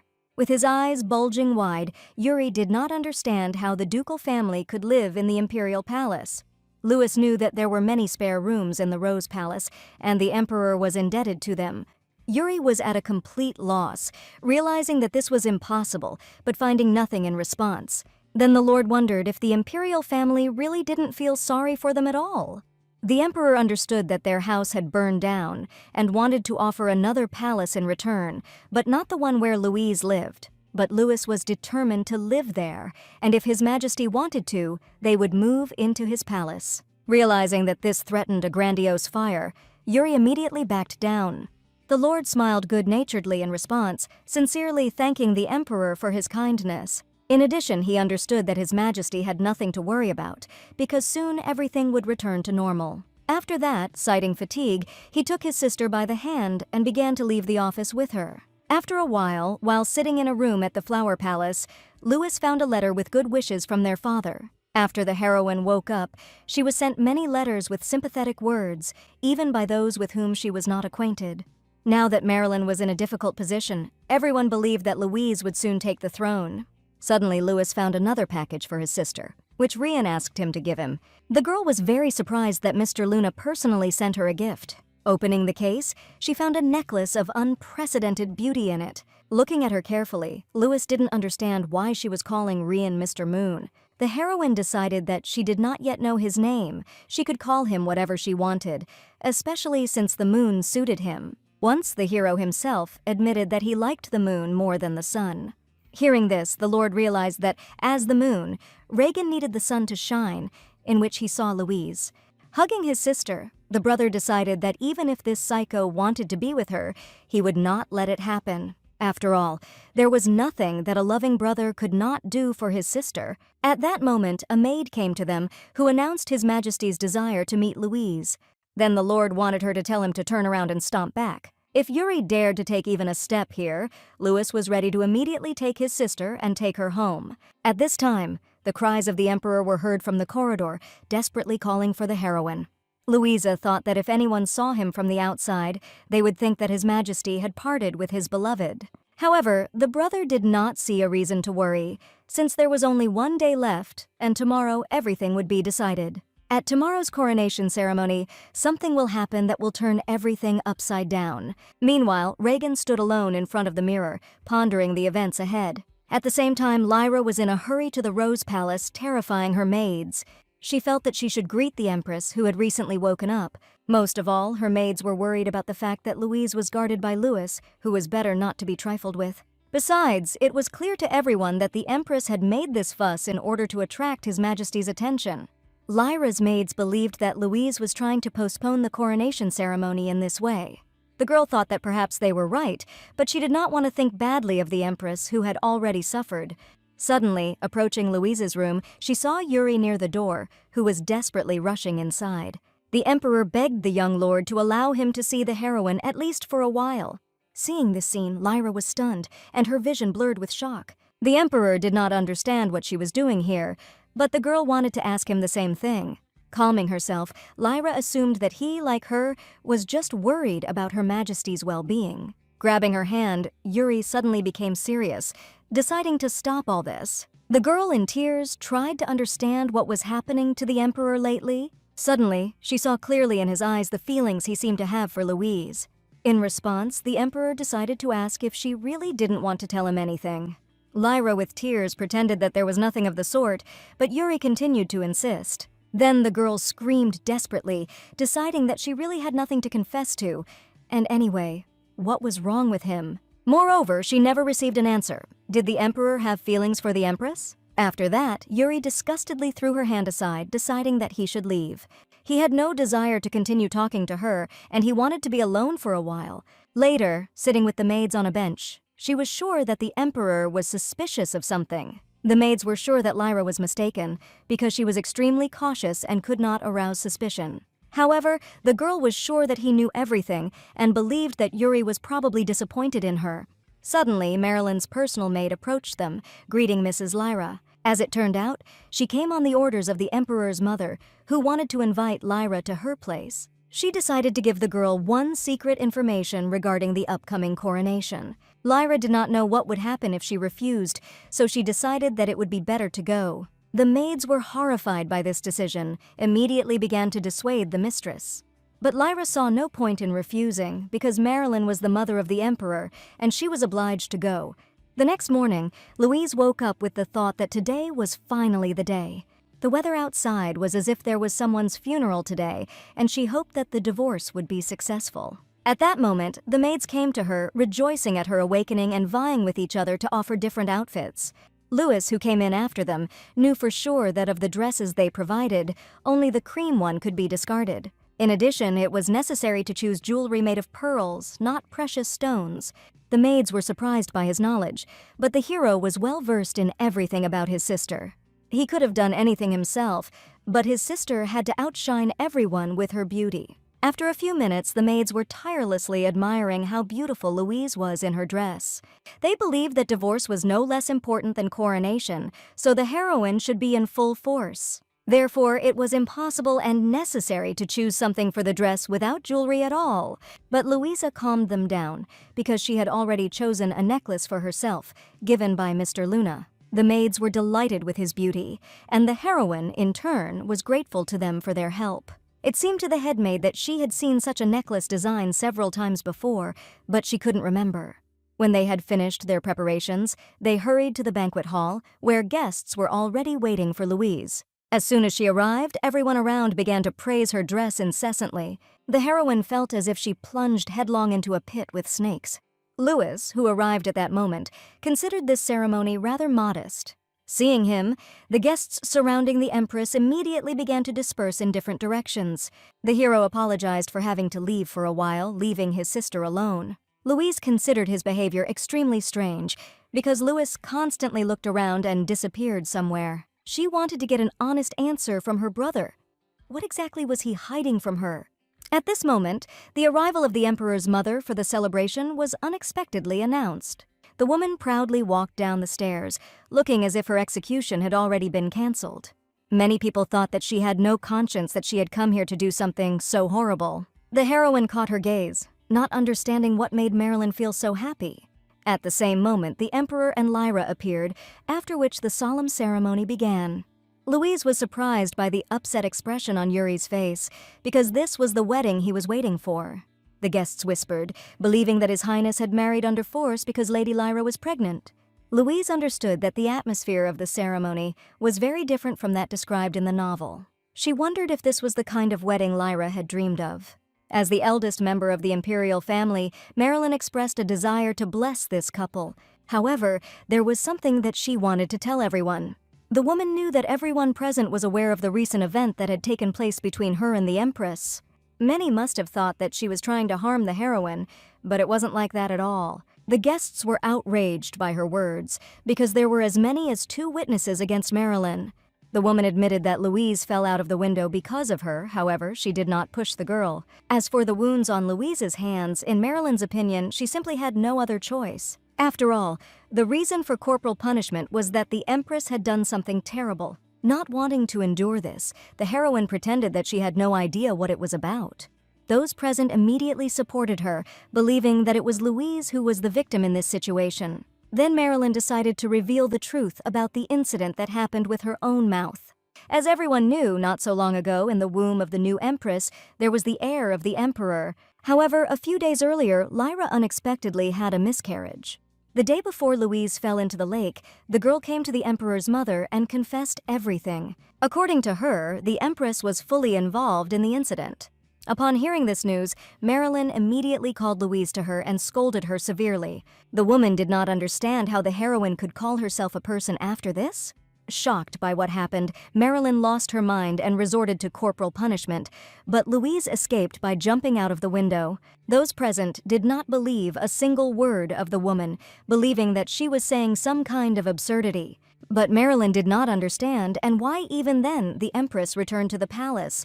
After all, before that, she did not respond to the Emperor's pleas to return, but when she heard about the ceremony, she immediately ran in. However, people still considered this only a guess and speculation, because this was not a reason to blame Louise for the miscarriage.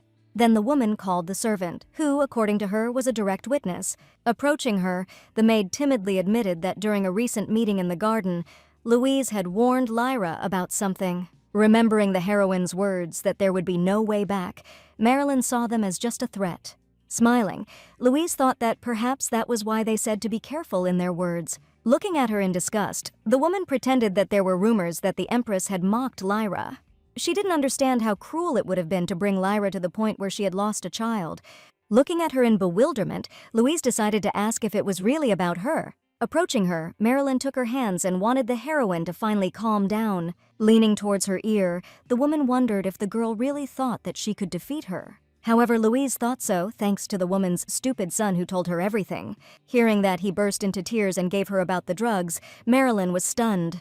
Suddenly, the woman wondered what the girl planned to do with this information. After all, even if she publishes this information, does the heroine really believe that His Highness will take her side?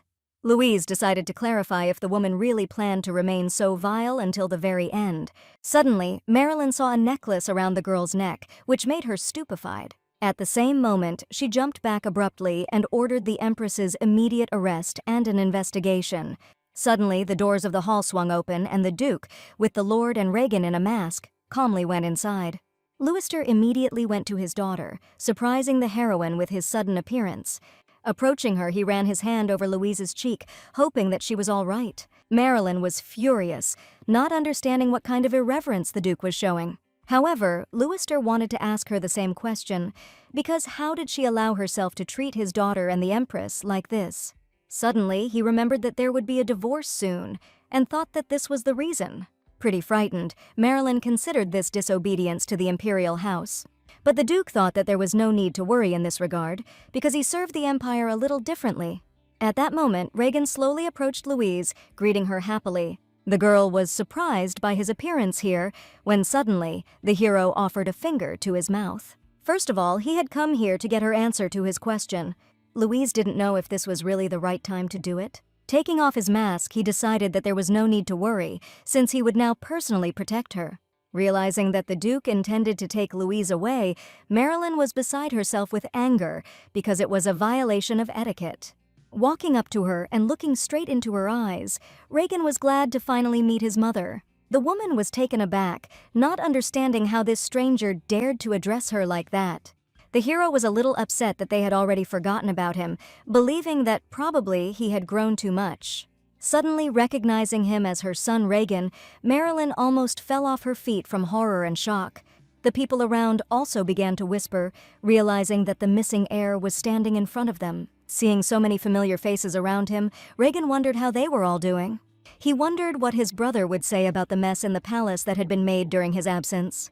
Yuri looked at him attentively, and with every second his face became paler and paler. As Louise watched in bewilderment, she could hardly believe what she had heard. Regan found it unfortunate that during his absence, his brother had managed to do so many things. He believed that the crown was heavy on Yuri and wanted him to remove it and vacate the throne. People around began to gradually recover from the shock and joyfully recognize the heir. However, Marilyn began to scream, considering it impossible because he should have died long ago. The woman did not understand at all how he managed to survive at all. At the same moment, lightning flashed next to her, causing Marilyn to immediately fall to the floor. The hero was surprised that his mother was so sure of his death, but he did not understand what were the reasons for such firm confidence. Meanwhile, seeing the lightning, the people finally established themselves in his personality, recognizing the strength of the crown prince. Everyone was surprised that the House of Videl still hid it. Since the Duke was not particularly talkative, Regan decided to explain everything himself. As everyone had assumed, what had happened to him 10 years ago had been a staged accident. Someone attacked the prince's carriage and then pushed it off a cliff to hide its tracks. Immediately after the incident, the palace passed into the hands of Marilyn and Yuri, so no one could object to them. Fortunately, Duke Videl was near the scene, who found him and protected him all these years. People were very surprised that it turned out that the Duke had planned this from the beginning. Hearing the aristocrats whispering about him, Leicester slowly turned in their direction. Everyone immediately closed their mouths, trying not to meet his eyes and shaking in fear. Helping his mother to get up, Yuri did not understand what his brother had done here. The only thing Reagan was doing now was to regain what was rightfully his. But Yuri believed that Louise had nothing to do with it because she was still his wife. Reagan thought that girls don't like obsessive people and decided to ask the heroine if this was true. At that moment, she thought that whose cow mooed, but the hero was sure that his thoughts were pure. As they spoke, the knights came to Reagan, joyfully greeting the heir. However, although the ministers were glad to see him back, unlike the knights, they believed that everything needed to be discussed. Looking at the chaos that was happening, the heroine understood that this was a really difficult situation. Over the past few weeks, ministers have sensed how incompetent Yuri was in state affairs. At the same time, the Vidal family stood behind the heir, and what was an undeniable advantage. Yuri decided that this issue was too important to be solved right here and now, after which he ordered everyone to disperse. Reagan chuckled, thinking that since they had waited 10 years, they were willing to wait a few more days. In addition, he understood that his brother needed to collect his thoughts first. It was decided to discuss everything in detail tomorrow, and now the hero began to take Louise away from here. The ministers wondered where the heir plans to stay all this time. Reagan decided to settle directly in the Rose Palace, which shocked Louise. Those present were very surprised that he was going to live with the Empress. By handing the heroine the contract, Reagan reminded her of her promise to love him most of all. The Duke seemed to explode with indignation, and the hero thought that this was fate. Leicester thought they should leave the banquet with Louise first, and then talk to the aristocrats. Realizing that they were clearly in the way, Reagan offered to accompany Louise. Without waiting for consent, he abruptly picked her up in his arms, confusing the girl. After wishing everyone good night, he resolutely went to the exit. Meanwhile, the heroine hoped that he did not think to get out of it, because she still had many questions. The prince agreed to answer, but that's it. But tomorrow, and now he had to go and rest. He was glad that he had fulfilled his promise that Louise would know his real name the next time they met. True, he wanted to call it the first, but these stupid people pronounced it themselves. Turning her to him, he wanted the heroine to pronounce his name herself. But suddenly, Louise decided to continue calling him Rian, as she was very angry with the hero. She could not understand how all this had happened and whether he was really the one. Reagan himself wanted to tell her everything, but only after a good rest. After all, he understood how much the heroine was tormented by his mother's attacks. Starting tomorrow, everything was going to change, and the hero was going to lay this world at Louise's feet. The next day, Louise was shocked to read the news that she was having an affair with the crown prince. Suddenly, the head servant Rhonda ran to her, rejoicing that the mistress had finally woken up. As it turned out, there was a real commotion outside and she urgently needed to get out. Going out into the garden, she saw a crowd of society ladies who joyfully greeted Her Majesty. The heroine was sure that she did not arrange a tea party, but according to the maids, these ladies came in the morning. Louise did not understand why the maids had let them in at all if the lady of the house was asleep. However, hearing the noise, the Duke and Lord Vidal let the ladies in and threatened them not to make any noise. Realizing that the maids had no choice but to obey the Duke, Louise wondered why the ladies had come to see her. As it turned out, they wanted to know how she was feeling, despite the fact that it had come yesterday. The heroine understood that the emperor could change overnight, and these women simply decided to support the new government. Tired of listening to all this nonsense, Louise demanded to get to the point. Why did they come here? Dismayed, the ladies wanted to apologize for having previously shown disrespect to the empress. The heroine was surprised that they deliberately mocked her because she thought that they understood her, what they were doing. The women immediately began to beg her for forgiveness, considering their act unforgivable. While admitting their guilt, they also believed that they did it unintentionally and that this should not have happened. Therefore, they wanted the empress to put in a word for them in front of the crown prince. At this point, the maids informed Louise that Reagan had ordered a list of aristocrats who did not agree with the divorce for him. Then the women began to shout that their husbands were simply forced to agree to the order of the emperor. Louise wanted them to calm down because even if she intervened, what would it change? However, the women were confident that the prince would listen to her, especially considering the necklace she wore during the ceremony. The ladies were sure that it was the crown prince who had given it to the empress. Not understanding what they were talking about, the heroine wanted to clarify what was wrong with this necklace. Hearing that this was a traditional gift from the emperor to his wife, Louise was shocked. It was a kind of symbol that the woman was the wife of the emperor, but the necklace disappeared after the death of Yuri's father. Marilyn tried hard to find it and was very angry that she couldn't get her hands on the necklace. But now, having seen him on Louise, the whole capital believed that for the past 10 years, she had maintained a long-distance relationship with Reagan. The heroine immediately decided to ask Rhonda where this scoundrel was now. As it turned out, he was at a meeting of the nobles where he was completing yesterday's business with the aristocrats. At that moment, Reagan had a bad feeling, and at the same time, he knew that something good was about to happen. Meanwhile, one of the ministers wondered what His Highness had plans for the future of the imperial family. The aristocrats on Reagan's side believed that if he returned to power, the empire would prosper. But Yuri's side was against it, because it is impossible to change the emperor in one day, and even without reason. However, the heirs people believed that it was Louise and Ruel who had taken care of the empire for the past 10 years, and not the emperor at all. But the emperor's ministers did not understand how a person without such experience could rule the country. The duke, who entered at this moment, thought that the emperor, who was only doing all but having fun, was an even worse option. Seeing Louister, accompanied by Louis and Ruel, Yuri's side immediately calmed down. Deciding to get straight to the point, Reagan admitted that he did not like bloodshed and preferred to avoid conflict. Seeing how frightened they were, he decided to clarify that he only wanted to return what belonged to him. If Yuri retreated in an amicable way, the prince was ready to guarantee his life, Marilyn and Lyra's life. After all, even if he fought back, Reagan could get rid of him at any time. But if Yuri really wanted to fight him for the title, then the hero will have no choice but to draw his sword. Grinning, Reagan wasn't sure if his brother would be able to hold out against him for even a few seconds. However, the Duke and Louis were against His Highness soiling his hands, believing that the muzzle was their part. Reagan thought that Yuri himself could assess which choice would be most profitable for him. White as chalk, the Emperor wanted to clarify whether his brother really guaranteed the life and status of his mother and wife. It was, besides, Marilyn and Lyra lied in a terrible way, and it will not be difficult for the heroes to condemn them. After a short silence, Yuri also decided to find out what his brother would say about Louise. After all, she was still his wife, and why did Reagan let her through? Gathering a lightning bolt in his hand, the hero decided that his brother did not really want to live. The ministers tried to calm him down in horror, because it was just a question. Suddenly, Reagan removed the lightning bolt and ordered silence to be created as it came. At that moment, the doors of the hall opened, and a servant entered and announced the arrival of the Empress. Waving goodbye to everyone, Reagan hurried to her, pretending that he had urgent business.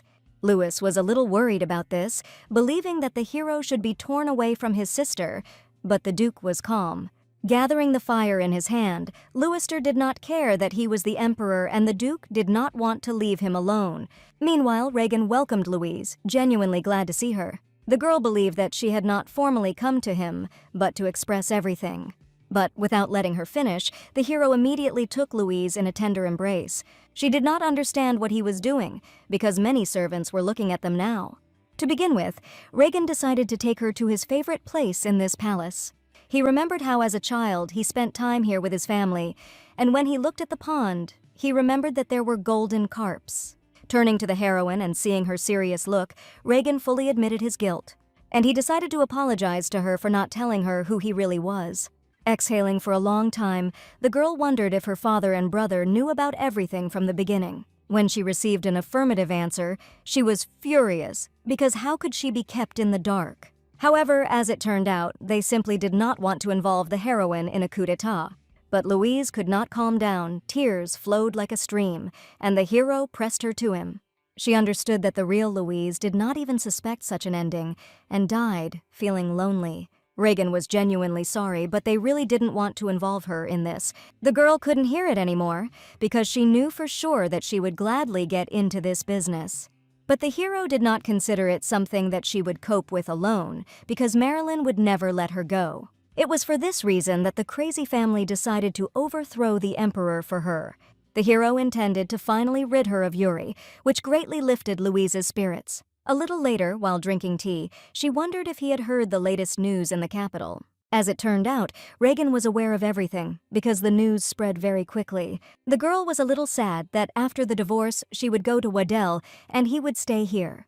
Smiling mysteriously and closing his eyes, Reagan decided that as for this they would look later.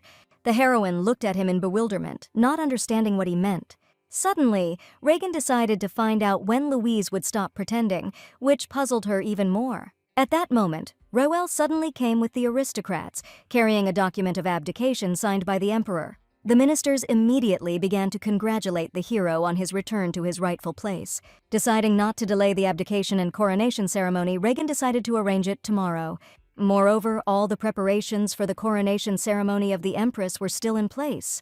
However, the only problem was that Reuel would have to spend a sleepless night, for which Reagan apologized. Suddenly, taking Louise by the hand, the hero decided that he could not wait any longer. The next day, as planned, the coronation ceremony took place. Standing in the hall with guests, the heroine clearly felt the effect of déjà vu. Most recently, the coronation ceremony of the Empress was held, and now there was the coronation ceremony of the Emperor. Approaching Louise, the former Emperor Yuri hoped that she would not refuse to talk to him in private. However, the girl did not understand. Did they have anything to talk about? But the hero wanted to know if, reproaching him for his ties with Lyra, Louise was really in a relationship with Reagan for a long time? In response, the heroine thought that over the past 10 years, she had not left the castle and could not even send a letter. In addition, she did nothing but do Yuri's work, and now he accuses her of having an affair with her brother, whom she did not see in person. Approaching them, Marilyn ordered her son to immediately stop interrogating the Empress. The woman began to apologize for the behavior of her son, who was simply upset about the situation. Smiling nervously, she pretended to understand how hard it had been for the girl all this time. Admitting that she was wrong, she was ready to do anything, if only the heroine would give them another chance. However, even if she kneeled before her, Louise had no intention of changing her decision to divorce. Marilyn wanted to object, but His Highness's arrival was announced. The doors swung wide open and Reagan began to enter the hall, walking with a proud gait. Sitting on the throne and looking around, he was grateful to everyone present for their coming. He was also happy to take on the imperial powers, which Yuri safely resigned. Everyone began to congratulate the new emperor, and Marilyn shook with anger. First of all, Reagan issued a decree that his brother would return to the position of second prince. Hearing about this, many of the guests were impressed by the magnanimity of the sovereign. In addition, his mother also reverted to her status, retaining the privileges of a member of the imperial family. However, the investigation into the alleged murder of Louise continued, which greatly frightened Marilyn. But the people supported this decision, considering it very fair. Listening to his speech, Louise was sure that since the emperor had changed, she would finally be able to leave the post of empress. At that moment, Reagan just remembered her and decided to move on to the most important thing. The heroine is determined to hear about the divorce and get the opportunity to return to a free life. Smiling, the new emperor decided that the empress remained in her place. Louise, along with her father and brother, were taken aback by such an unexpected turn. After a while, Reuel's right hand hurried to His Highness on a very important matter. For a long time, without getting an assistant, he intended to leave his position. Entering the emperor's office, he saw the Duke and Lord Waddell pointing their swords at Reagan. Throwing the documents on the floor, he didn't understand why they had pointed their sword at the emperor. The Duke decided that the hero should leave because he was only expressing the affection of the Waddell family to the emperor. In addition, he wanted the minister to take with him Reuel, who was lying next to him, holding his stomach. As it turned out, the chancellor received a blow to the stomach and he urgently needed to see a doctor for examination. Carrying him on his back, the minister was shocked that he had to leave the emperor alone with them. As soon as the door closed behind them, the hero immediately began to call for the guards because His Majesty was in danger. Reuel immediately covered his mouth with his hand, for if the minister wanted to live, he had to pretend that he had not seen anything.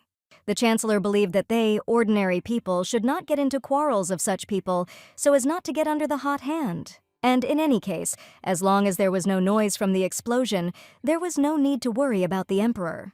First of all, now it was necessary to hurry to the Rose Palace and notify the Empress about everything. Appearing abruptly in front of them, Louise did not understand why she had to go to her. Holding a knight's sword in her hand, the heroine wanted to know if the Emperor had been to him. When she opened the door, she was surprised to see her father and brother, as well as Reagan lying on the floor. Glancing coldly at what was happening, she wanted to be left alone with the Emperor. Left alone with him, she wanted to know what Reagan was thinking. After all, as far as her divorce was concerned, everything did not go as he had promised. However, the hero himself did not think so, because as he promised, the girl was freed from Yuri. But in the end, she never became free, much to Reagan's surprise. As it turned out, the hero did not need the power of the Empress at all. Taking her hands, Reagan decided to find out for sure what she needed in this case. The hero did not understand. Was he really so unpleasant to Louise, and she did not have any feelings for him? Later, lying on the bed in her room, the heroine thought she was crazy. She did not understand what it was and what should she do with it now. Reagan considered himself different from Yuri and wanted to fulfill all the wishes of the Empress. Deciding to finally open his feelings, he confessed that all these years he sincerely loved Louise. However, the heroine understood that this confession was not for her, but for the real Louise. The original Louise went through so many trials and died, and the heroine could not continue to take away what belonged to her. For example, the father, who loved his daughter very much and such a caring older brother. After becoming Louise, she was able to enjoy a lot of things, and now also her first love. This was wrong not only with Louise, but also with Reagan, because he loved Louise, not her. Meanwhile, the hero decided that he would never do what she did not like. Then Louise asked to let go of her hand, to which she received a resolute refusal. She was surprised because the hero contradicted his words, but Reagan knew that she did not feel bad from his touch.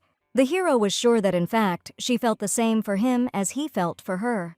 He became emperor only for the sake of the heroine, and without her, the throne made absolutely no sense. Therefore, if the girl had even a drop of feelings for him, he begged Louise to let him love her. And now, lying in her bed, the heroine did not understand why she could not answer him then. But if you think about it, staying unmarried was much more dangerous. After all, if someone buys priests and they let it slip, it will be safer to be under the wing of Reagan. After all, he was a man who became emperor not to own her, but for her sake. The heroine was annoyed by the fact that she always came to the conclusion that it was safest to be with him. Suddenly, she found herself in the corridor of the palace, in the middle of a raging fire. Not understanding anything, she saw something terrible upstairs and hurried up the stairs. As she approached Reagan's bloodied body, she was terrified. At the same moment, she woke up and jumped up on the bed, catching her breath. Running abruptly out into the corridor, she left Rhonda completely confused. Without saying a word, the heroine quickly ran towards the Emperor's chambers. Running past the servants in her nightgown, she hoped with all her heart that her dream was just a dream. The guard guarding His Highness's chambers was surprised by the Empress's abrupt appearance. The heroine wanted to meet with the Emperor right now, and if she was not allowed in, she would be forced to break in. To her surprise, the guard immediately opened the doors, as he had received orders in advance to never block the path of the Empress. Entering his chambers, the girl was surprised to find that the curtains were closed and darkness reigned everywhere. The Emperor's bed was made, and Louise was surprised to find him sleeping on the sofa. Sitting down next to him, she leaned against his chest, wanting to hear the sound of her heart beating. When she heard it, she was glad it was okay, and it turned out to be just a bad dream. Convinced that everything was fine, she decided to leave quietly, but suddenly Reagan grabbed her by the arm. Pulling Louise to him, he didn't know if she was really going to leave him so easily. Taken aback by the surprise, the heroine found out that he had not slept since she entered here. Reagan wondered why she was touching his body, but the girl pretended not to understand what she was talking about. Then the hero began to show her the places where she touched, and she screamed in horror that she only touched her breasts. Greatly embarrassed, Louise had to confess that she had had a bad dream, and therefore came. Reagan was surprised that, not acknowledging her feelings for him, but only having a terrible dream, she immediately ran in. And since she touched him, the hero expressed a desire to touch the Empress too. Kissing the girl's hands, he also hoped that she would now have such dreams every night that she would run to him every morning. At that moment, after scrolling through the frames from the dream in her head and delving into his words, Louise's eyes clouded with horror, which greatly frightened the hero. Hugging her tightly, Reagan repeated several times that he was alive and everything was fine. Suddenly, someone's voice was heard from behind the door, wanting to enter His Majesty's room, causing the heroine to jump away from him. Getting up, the hero went to the window and pulled back the curtain, letting the sunlight into the room. He believed that dreams were the opposite of reality, which meant that Louise's nightmare was a good sign. However, Reagan was very surprised by the way she ran to him. Not understanding what it was about, Louise suddenly found herself in a nightie, frozen in place with shock.